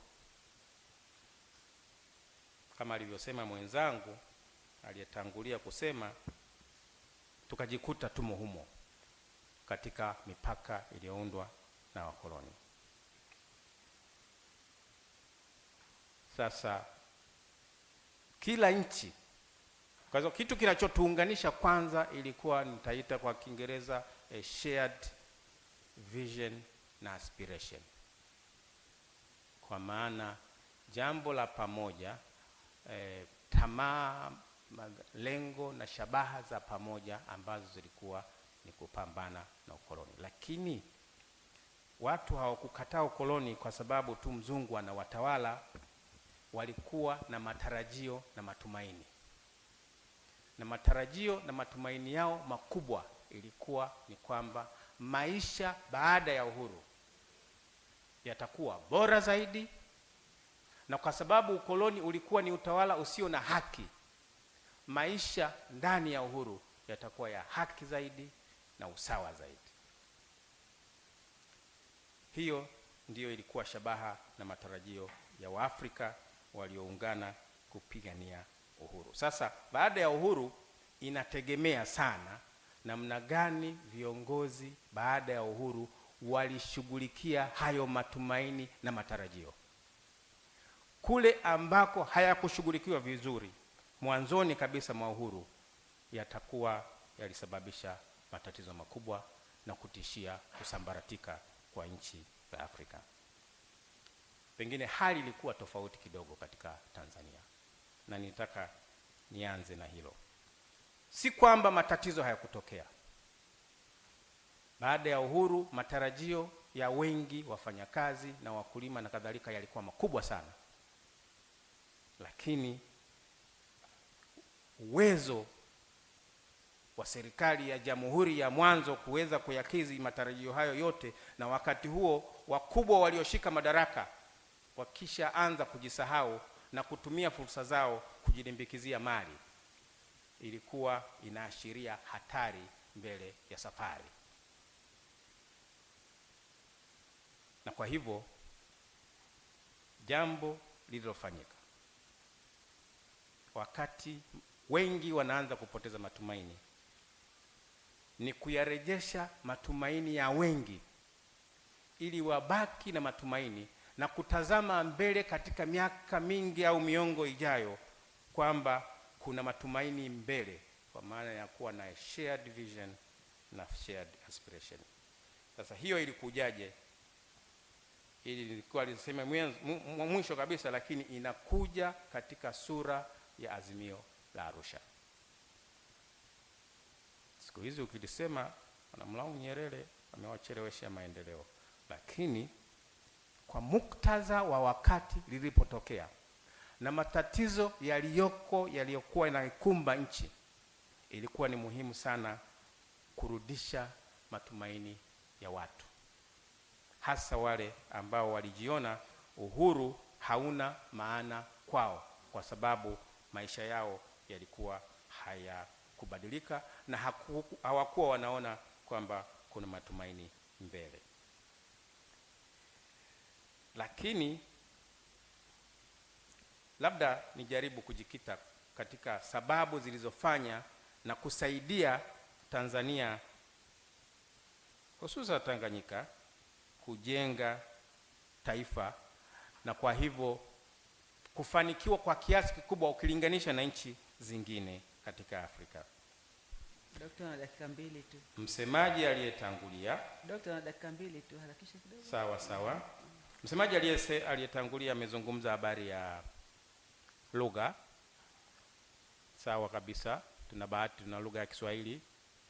Kuna swala la sera zilizochukuliwa za kuwaunganisha watu, kwa mfano kuwachukua watoto kutoka Lindi na kuwapeleka katika shule za Mtwara, shule za Musoma, wa Musoma kuwapeleka Dar es Salaam, wa Dar es Salaam kuwapeleka Mara, kwa maana ya kuwachanganya na kuanza kuwajengea umoja na mtazamo tofauti wananchi wa Tanzania vijana ambao baadaye watakuwa watu wazima. Hayo yalifanyika, lakini faida nyingine ambayo tulikuwa nayo kwa kweli, kwa sababu muda hautoshi, ni labda niseme, kwa sababu nibidi niruke baadhi ya mambo niliyopanga kusema mawili. Moja ni kuwa na kiongozi ambaye alijitahidi sana kuyaishi na kuyahuisha wakati wote matumaini ya watu wake, na huyo si mwingine bali ni Mwalimu Julius Kambarage Nyerere. Pamoja zaidi ya hapo, yeye pia alipenda umoja na alielewa nguvu ya umoja, na umoja aliokuwa na ufikiria ni umoja wa watu wake ndani ya Tanzania, lakini umoja wa Waafrika, na kwamba umoja huu ulikuwa ni muhimu sana katika kufanya mambo mengine, ikiwemo kupambana na kujenga uchumi ambao ungeweza kuwasaidia na kubadilisha maisha yao. Na mengine kwa haraka haraka nitayataja tu, taniruhusu mwenyekiti niyataje, ambayo mengine yalitokea kwa sababu ya muktadha na mengine kwa bahati mbaya ya kihistoria, ambayo lakini yalisaidia mimi kwa maoni yangu kutusaidia kujenga taifa. La kwanza ni kutokuwepo na kabila ambalo lilikuwa assertive kisiasa na viongozi wao, kwa maana hakukuwa na kundi kubwa la kikabila ambalo lilikuwa na political ambition na uwezo wa kisiasa kabla hata baada ya uhuru. Kwa hivyo hii ilikuwa ni rahisi sana, na kwa hivyo hata machifu walipofutwa mwaka 63 kama sikosei, haikuwa vigumu kuwafuta kwa sababu wengi wao kwa kweli walikuwa hata hawana mizizi katika makabila waliokuwa wanayoongoza. Labda wangeachwa na sasa wanajitokeza upya. Kwa hiyo tuangalie sana, kwa sababu siku hizi kuna machifu wanajitokeza na kujaribu kusema tupo, lakini tunafanya shughuli hizi na zile. Lakini la pili ilikuwa nadhani kulikuwa na maasi ya kijeshi mwaka 64. Sasa haya hayakupangwa, hayakuwa sehemu ya national building, lakini matokeo yake yalikuwa na mchango mkubwa sana katika ujenzi wa taifa. Kwa namna gani? Kwa sababu jeshi lililoasi lilikuwa ni jeshi la kikoloni, na mtazamo wake kwa kweli ilikuwa ni wa kikoloni. Kwa hivyo lilipoasi, lilitoa fursa kwa taasisi moja nyeti kitaifa, jeshi, kuweza kuunda jeshi la kitaifa. Na baada tu ya jeshi kuundwa mwaka 64, nchi yetu ikaingia vitani. Sasa vita ambayo iliingia nchi yetu ni vita vya ukombozi wa bara la Afrika. Sasa kwa nini nataja vita vya ukombozi? Vita vya ukombozi pia vinahitaji sana au vilihitaji sana muungano na mshikamano wa Watanzania ili kuweza kusupport jitihada za wenzetu kujikomboa. Kwa hiyo hii ilitupa fursa nyingine moja ya kusema kwamba ukombozi bado haujatimia mpaka wenzetu wawe huru. na kwa hivyo hiyo inatufanya tujaribu kujenga na kuimarisha umoja ndani na kuwasaidia wenzetu kujikomboa. Kwa haraka mwenyekiti, kwa kumalizia niseme tu kwamba kwa sababu kuna lessons, sasa labda mtadraw lessons katika niliyosoma, lakini la msingi nadhani huwezi ukajenga taifa kama watu huambii kuna Yerusalemu mbele yao na Yerusalemu mpya. Kama wanatoka, Daudi anawaongoza, anawapeleka Yerusalemu, lakini anawaambia kwa nini huku tunatoka, huko tunakokwenda kuna nini? Wanabaki wamoja. Na kwa hivyo hata wakipata msukosuko njiani wanakumbushwa huku tunakotoka ni kubaya sana, lakini tunakokwenda ni kwema sana. Hata kama itachukua miaka 40, miaka 50, miongo 100, lakini tuendako ni salama na kwema sana. Bila hivyo nadhani ni shida na matatizo makubwa njiani. Asanteni sana. Asante sana Dr. Kamata. Hoja zako za msingi jana wamekusikia. Kwa kweli taifa linajengwa, haliji tu lenyewe kama ulivyokuwa umeeleza. Kwa hiyo mimi nakushukuru sana. Sasa tujiunge na Profesa Katumanga kwa Kenya, kwa Nairobi. Tumezungumza naye jana. Professor, are you with us? Are you with us? Yes, I'm with you, madam. Can you hear me? Yes. Please go ahead. Yes, I'm with you. Can you hear me? Can you read me? Yeah. Please go ahead. I have only All 10 right. minutes for you. Thank you.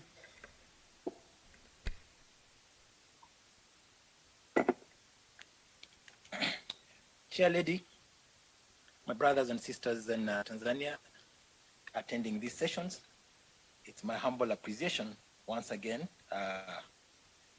to share a few notes with you over the discussion I've been asked to lead, more specifically entitled Dynamics of Super Ethnic Dominations. And so I want to approach this issue from two perspectives.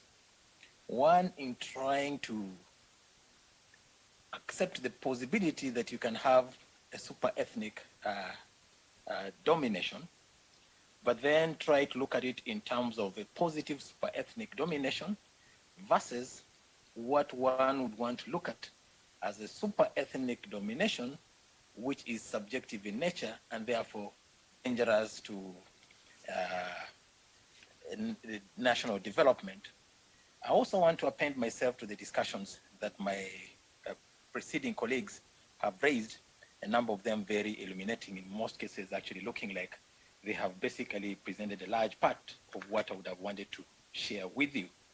And so if we look at what we then want to look at as a dynamic of super ethnic domination, if we assume a positive sense of it, we will have to assume a set of constants. One, the existence of a certain type of a leadership that is not only endowed with what you call moral courage, especially courage before responsibility, which will be a type of leadership that respects moral probity, institutional inclination for institutional development, and therefore have a general idea of what we call, a broad idea of what you call virtue, the desire to want to do good for the rest of the society. But that will also imply that they have high levels of moral competence, which if you combine that with instrumental competence at the level of institutions, then they will be able to be in a position to respond to a fundamental question, and that is that question of trying to develop a broad imagination about what type of a state they want to have, and that will be a type of a state that is highly inclusive and that is more geared towards trying as much as possible to be liberative in terms of the very existence of their populations. In other words, a state that is responding more specifically to transformation of what you call the existential conditions its people find themselves in. And so the emphasis here is that it will be a type of a leadership that is seeking to construct that majority on a platform that is huge, that is inclusive, and therefore in a position to create what in Kiswahili one would want to say uraia na uwiano mwema, okay, among the majority within the state itself. So the notion here is that the level of trust, especially the ability to respect institutionalism, becomes very critical over here, and on the basis of which then that consensus by domination evolves and emerges. So in the case of, say, the development of a state like Kenya, that phenomena is challenged a priori from the onset. One, by the very fact that the political elite are inheriting a number of questions that remain unresolved. And one of them is an agrarian question, which has a lot of far-reaching consequences with respect to the imagination of the British in the design of what you call both the Horn of Africa and what we in the modern times call the Great Lakes region. The two of them, of course, shaping up what we call the Nile subsystem, or rather the Nile system. So in the case of Kenya here, you're talking about more than 7 million acres of land that will be appropriated and eventually given to, on the basis of rest, to the Caucasian settlers who are coming in. And so the net effect, other than just creating a very serious environmental question which will shape to a very large extent what you see in modern times emerging as a distance decay, especially in two very critical provinces, one, the Rift Valley province, and what you call the Northeastern province with respect to environment becomes a very key issue. We'll revert to that much later. But for our basic appreciation here is to then say the failure of restitution of land and the failure to manage what you call the environmental crisis that will emerge eventually will then set the basis over a large number of influences over the political leadership as they begin to gain control over political power. And so the first aspect is how you deal with the fears of land, the agrarian question, and then secondly, how you then begin to see elites reorganizing themselves in trying as much as possible to engender what you call regime consolidation. So that begins to produce not what you're calling a broad, dominant dominant national ethnic consciousness that will emerge, but instead what you begin to see is a subjective ethnic domination or alliances that begin to emerge that will shape the two major coalitions that will come. Thereafter, of course, the next attempt to build a super ethnic domination may be probably, if you begin to look at 2002 in the emergence of what you call the NAC coalition. And the NAC coalition over here, what you begin to see is basically attempt to build that supermajority by trying to converge two things here. One, the subjective and objective interests of both elite and the majority, and the assumption that we could reconstitute the phenomena of trust and the phenomena of institutions, which will then allow the process of a new order, a new imagination of a new nation. And so you will notice that thereafter, the challenge of, the major challenge in the constructions of these majorities, which is consistently here, the tendency of the political elite to think more in what you call limited terms rather than absolute terms, and therefore constructing their own interests at the limited level implies, or rather results to the tendency that is consistent within the politics of Kenya, within which whatever majority one would want to construct has a staying period of about 2 years to 3 to 5 years if one is actually lucky to do that. And so what you end up having is not super ethnic dominations, but what you tend to have is the ability of the elites, therefore, to build what you call, to maximize on what you may want to call the tyranny of numbers, maximize on what you call predatory activities, and more specifically, a dynamic we call that is a carried forward phenomena from the colonial period, not in modern political terms. You may look at political economy terms in terms of what you call rentier economies. But in the Kenyan kind of a context, you may want to think about it in terms of what you may call an inverted rentier model.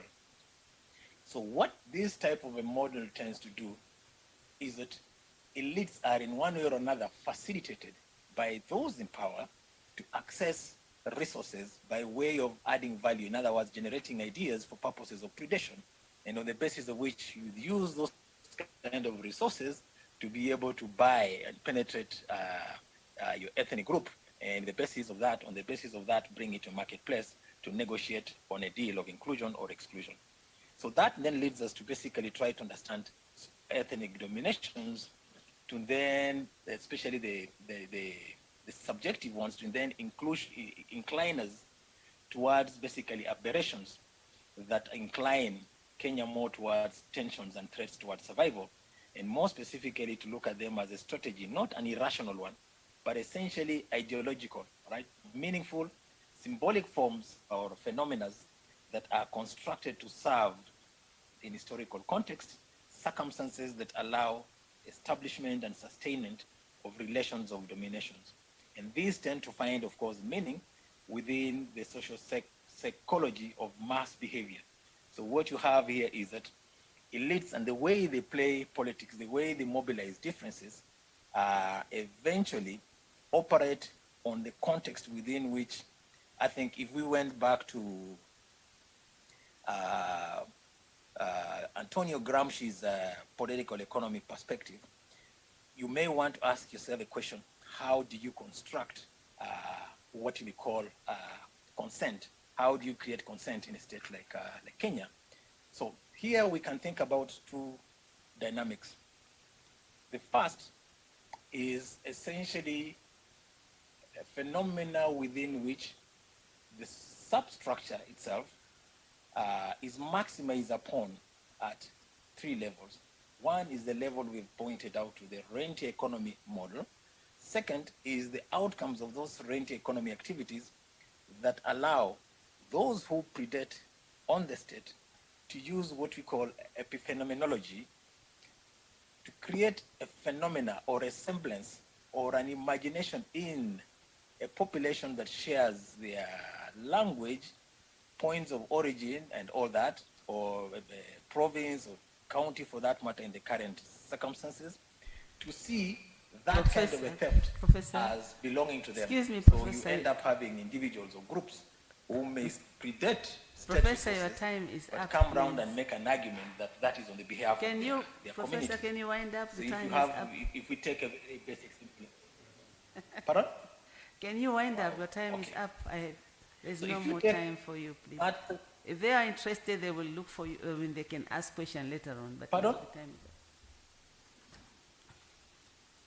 up. No, that's okay. You want me to wind up 2 minutes? Yeah. I'll give you 1 minute, please, because I still have other people here Okay. who need to contribute. Thank you very much for this. Okay, so what you're basically trying to say here is that consent is a function of maximization of what we're calling these rentier activities, plus the ability to transform the superstructural constructions, especially ethnic, to the point at which the combination of both then also allow the state to be able, or the political elite in power, to be able to allow predatory activities among groups, especially in urban areas, in rural areas, a combination which then produces two dynamics. One is the dynamic you're seeing as as a distance decay, which presents itself in modes and forms that have seen groups like Al-Shabaab and others emerging and literally worsening the security situations in the northeastern part of the Republic, and of course in the Rift Valley areas where you tend to see then cases of cattle rustling and all that, a combination of which predate or revolve around essentially the lack of the inability of the elite to manage inclusion, economic and social, especially when it comes to access to environmental issues, especially in water for that matter.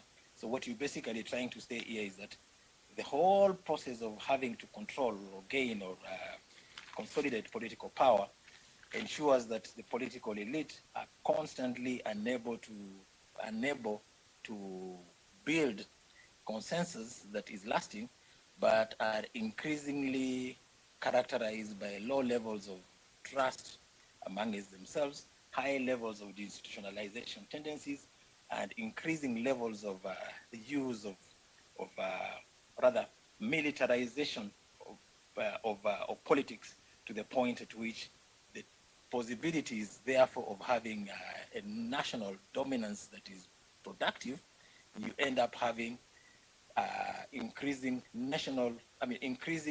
ethnic groups that are becoming nationalities in their own. So sooner than later, you may end up having more the question of what we call multi-nation states trying to compete to control over the state rather than state nations, or in this case, a nation state. Thank you very much, Professor. Thank you. Increasingly challenged by this you. dynamic, whether you're looking at Thank you very much. of numbers or the challenge of what we call it. Sasa, Thank you. sasa tumefikia mahali ambapo nyote mnaweza kuchangia, lakini kwa sababu muda uliopo ni mdogo na bado shughuli pevu, kuna presentation nyingi, lakini nyingi zinafanana fanana. Kwa hiyo mimi nafikiri wale ambao wana maswala baadaye wanataka kujieleza wanaweza kuendelea katika sessions zingine, lakini kwa session hii mimi nitachukua watu watatu. Kwa hiyo nitaanza kule, nije hapa, nije na mwisho. Sasa katika watu watatu naanza upande huu, nampa Mheshimiwa Jussa. Naanza na wanasiasa. Mheshimiwa Jussa, karibu. Dakika 2 zisizidi. Tuko nyuma wakati kwa kweli.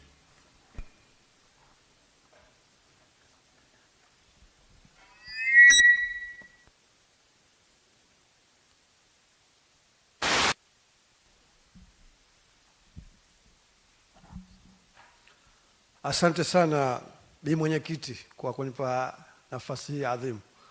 Nawapongeza wote ambao wametoa mada na maswali ambayo yote naelekeza kwa rafiki yangu Dr. Kamata, ambaye nimefurahi sana kumuona hapa leo. Na nitajitahidi kwa ufupi kabisa. La kwanza, ametuelezea mtiririko wa national building katika Tanzania, kwa sababu ndio maudhui ya mada yake, project ya national building. Nitaka nimuulize kwa mtazamo wake, na hasa karibuni amekamilisha kazi nzuri yeye na wenzake ya utafiti wa kitabu kile, kwamba inaonekana mwanzoni kabisa baada ya uhuru kwa upande wa Tanganyika na baadaye Tanzania, Mwalimu Nyerere walipishana na wenzake ambao walikuwa at the forefront katika kupigania uhuru, hasa Oscar Kambona, lakini hata mtu ambaye aliplay nafasi au role kubwa sana kama Bibi Titi Mohamed. Sijui kwa mtazamo wako na utafiti wako Dr. Kamata, nini kiliwafanya wapishane juu ya mtazamo wao wa national building katika Tanzania? Ni haya tunayosikia au kuna kitu kingine nyuma ya pazia pengine kutokana na utafiti wenu? La pili, umetuambia kwamba moja ambalo lilichangia lilianza na kitu kibaya lakini kikazaa kitu chema, lilikuwa ni maasi ya kijeshi ya mwaka 64 ambayo yalipelekea kulivunja jeshi lilokuwa limerithiwa na wakoloni na kuunda jeshi jipya. Sasa katika vitabu vyenu vitatu vile, moja lilojifunza ni kwamba katika kuunda jeshi jipya inaonekana basis ya recruitment ilikuwa ni umoja wa vijana 5. Nitaka kuliuliza, ili katika context au muktadha huu wa sasa wa mfumo wa vyama vingi na demokrasia hii, hatuoni kwamba hilo sasa linavuruga umoja wa kitaifa kwa kuwa na vyombo vya ulinzi ambavyo vinajiona wajibu wake ni kulinda chama tawala kama ilivyokuwa sosi yake huko mwanzoni, kuliko kwamba kuwatumikia raia wa Tanzania kwa umoja wao? Na la mwisho kabisa, pia umezungumzia swala la, ingawa umelitaja kwa passing hivi, kwamba pamoja na kusuppress masuala ya ukabila Tanzania, karibuni kumekuja hisia hivi kwamba yanachipuka tena. Nitaka kuuliza kwamba hili ambalo lili experience katika serikali ya awamu ya 5, kwa kuonekana kwamba kuna kabila moja na watu wake walijaribu kutumia madaraka ya kidola kujinufaisha wao, Tanzania ilikwenda kombo wapi baada ya miaka yote ile tukarudi katika hali ile ya kuona kwamba bado kuna watu nadhani kwa kabila yao wana haki zaidi kuliko wengine? Asante sana Mwenyekiti. Nakwenda hapa, namuona mama hapa, mama mbele. Wewe.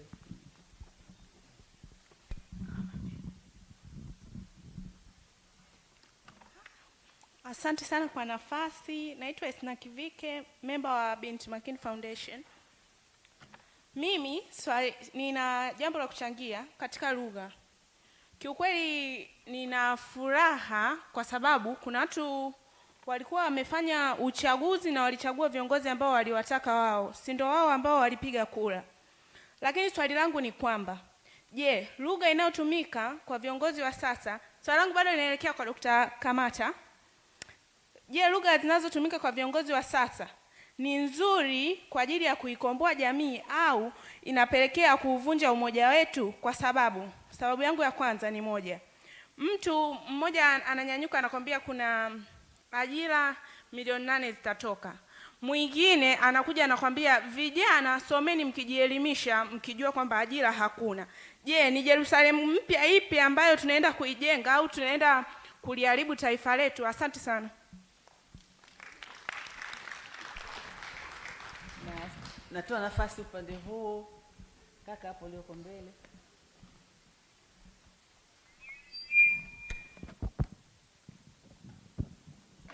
Asante sana. Naitwa Saidi K. Ramadhani, mwanafunzi chuo kikuu cha Dar es Salaam.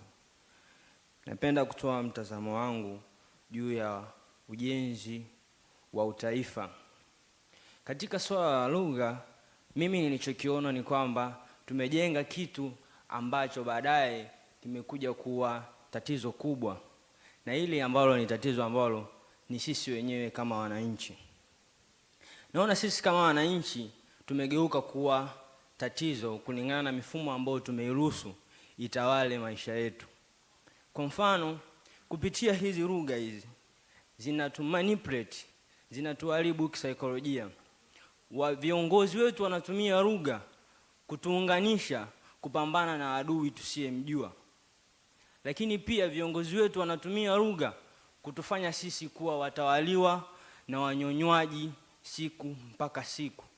Kwa hivyo huu umoja wa kitaifa ambao viongozi wetu na kila siku tunahangaika kuujenga ni umoja wa kitaifa wa kisiasa, wa watu kutafuta madaraka.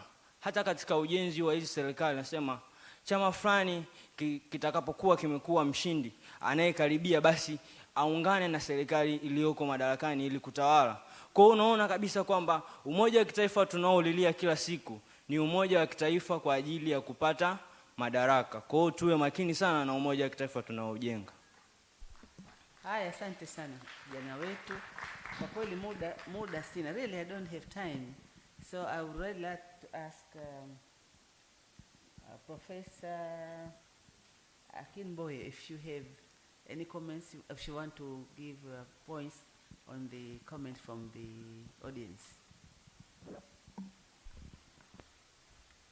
Well, thank you very much. There is a fundamental issue that we have to understand, and that is the need for us to embrace the rule of law. I think I mentioned it. It's critical, it's crucial, it's indispensable, and it's of paramount necessity that the rule of law should be obeyed, because we are not in a banana republic. We are rules and regulations, laws and orders are flagrantly violated with impunity and without the slightest compunction. There's a need for us to embrace the rule of law, particularly our leaders. Due process is critical. Again, somebody mentioned something on merit. I always embrace merit. I think it's important. You know, in my country, Nigeria, sometimes they base their actions on one federalist instinct that they call federal character.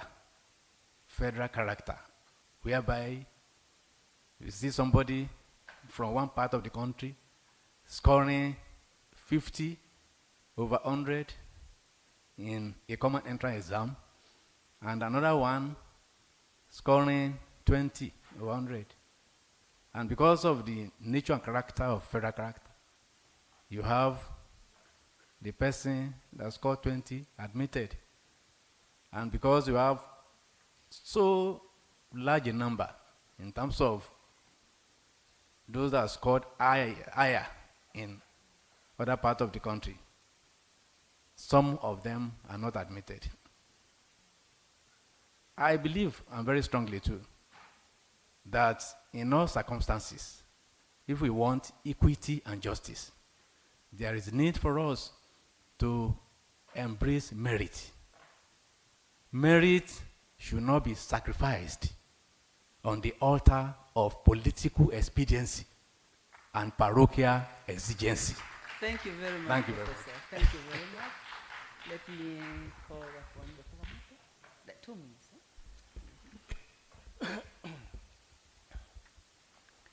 Asante mwenyekiti.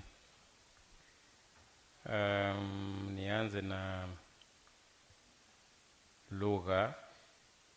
Nadhani hukusudi kusema Kiswahili kama lugha, lakini unakusudia maneno yanayozungumzwa na wanasiasa kwa kutumia lugha ya Kiswahili na kutoa taarifa mkanganyiko na matumaini yasiyo matumaini. Nadhani ndio nachojaribu kukisema. Mwingine anasema ajira 800 milioni 8, mwingine anasema someni lakini hakuna ajira.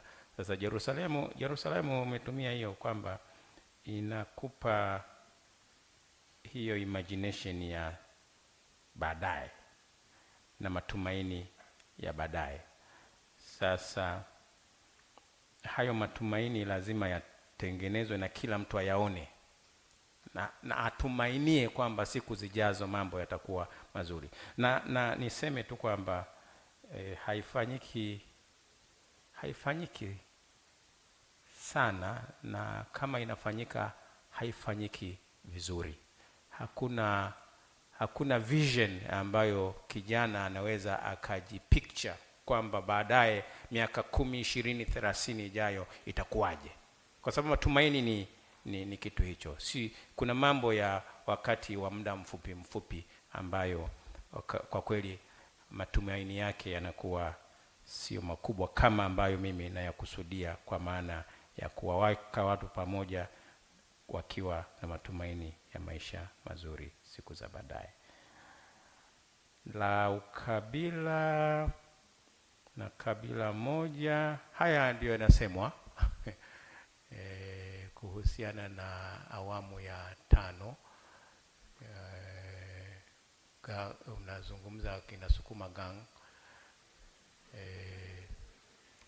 Sasa na mimi nimo sasa kama vyovyote itakavyokuwa, kwamba na hii ndio jambo muhimu ambalo wakati wote mwalimu alikuwa very conscious, kwa sababu nchi na makabila, lakini wakati wote utambue kwamba lazima usiruhusu ukabila kuwa ni chombo cha kujipatia madaraka au manufaa ya kiuchumi. Sasa hiyo inahitaji, watu wanazungumza hapa habari ya leadership, lazima uongozi, na mwalimu alikuwa anakemea sana wazi. Sasa kama viongozi wa kisiasa na wengine wa kidini, wa kitaaluma na kadhalika, hatukemei wazi haya mambo, yanaanza taratibu kumea, na tukiacha yanaweza yakajimarisha na yakatuvuruga. Kwa hivyo wote tuna wajibu wa pamoja kukemea wazi haya masuala. Muda hautoshi, ningeendelea zaidi, lakini la mwisho, kwa sababu Jusa ameleta haya mambo ya ukabila, ili la TPDF. Sasa kwa muktadha wa uliokuwepo, hakukuwa na namna, na vijana wa 5 ndio waliokuwepo, na 5 ndio kilikuwa chama kinachokubalika kama chama cha ukombozi, na vijana wake kama vijana wa ukombozi. Kwa hivyo nadhani kwa wakati ule ilikuwa ni jambo jema kwamba unaunda jeshi kwa kutumia vijana ambao wana ari na moyo wa ukombozi. Kwa hiyo unakuwa na jeshi la kitaifa. Sasa leo kama unaniambia kwamba recruitment ya jeshi wana recruit sukuma gang hiyo ni wrong, sio sawa. Lakini umesema kwamba jeshi linalinda chama. Sasa hiyo ni habari nyingine, labda wewe unaijua vizuri kuliko mimi. kama kweli jeshi linalinda, lakini bado mimi nadhani jeshi letu ukilinganisha pengine na majeshi ya nchi zingine, na tulikuwa na bahati hiyo ya kwamba tulivunja jeshi la kikoloni tukaunda jeshi letu wenyewe, jeshi la taifa. Na ya Bibi Titi na Oscar Kambona, la Oscar tumeandika, ukisoma book 2 na book 3, ukisoma kile kitabu, huyo waonyeshe na wengine tafadhali. Ukisoma hicho kitabu utakuta hadithi ya Oscar Kambona ndefu tu, inajibu kidogo kilichotokea. Ya Bibi Titi ngumu kidogo, kwa sababu katika kudadisi na Bibi Titi alivyoulizwa na waliopata bahati ya kumuuliza, akiulizwa kuhusu nini kilitokea, anasema baba, acha tu, ni mambo ya kisiasa. Asante sana. Thank you very much, Dr. Katumanga. You are the last one, but really we're short of time, so maybe just 1 minute, just wind up your presentation, please. Are you with me? Okay. I think. Okay. What's happening? Can you hear me? Yeah. Can I go ahead? Yeah. Go ahead. We can hear you, Professor. Okay. Okay. So in conclusion, I would want to argue that yes, you can have an ethnic, a super ethnic domination, and you'll be thinking about it in terms of Mwalimu Nyerere's construction. And here what you'll be trying to say is that assuming that we can reimagine a state that is seeking to either build a nation state, in which case identity is broken down and reconstituted to be inclusive, which implies you have a leadership with a proper strategic culture, with a strong vision about state building, then you are bound to have that situation evolving. And secondly, you could also have it in forms of what you're calling identities that are guarded, but identities that respect each other, and identities that are building themselves on a common end, in which case they're seeking to build a nation, a state that is shared. And to arrive at that kind of a setting with proper leadership, that would basically also imply that it is in a position to try and guard against possibilities of what we call regime, society, insecurity threats that emerge more to the extent to which this problem of cheating, problem of relative gains as opposed to absolute gains for everybody is pursued by the political elite. Failure to that, then of course, other challenges of misinformation, disinformation would incline more instability and more increased predation on national capital. And then of course, the end result of it is the brittle politics that then end up transforming the day-to-day, what is supposed to be state-building politics to become actually warlike in nature, and hence generalized instability. I could stop there. Thank you very much. Thank you very much, Professor.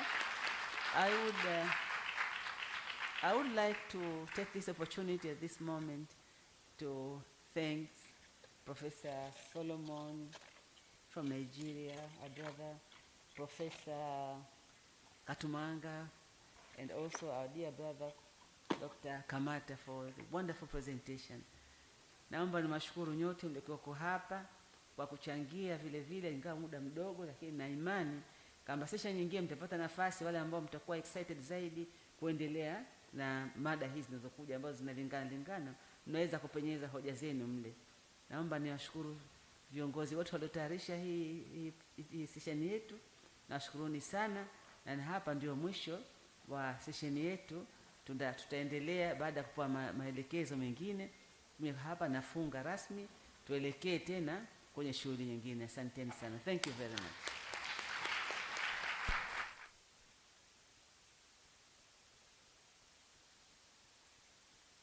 Asante sana mwenyekiti wa majadiliano, asante wazungumzaji, na tumefikia mwisho wa session hii. Wakati wanarudi kupumzika, baada ya hapa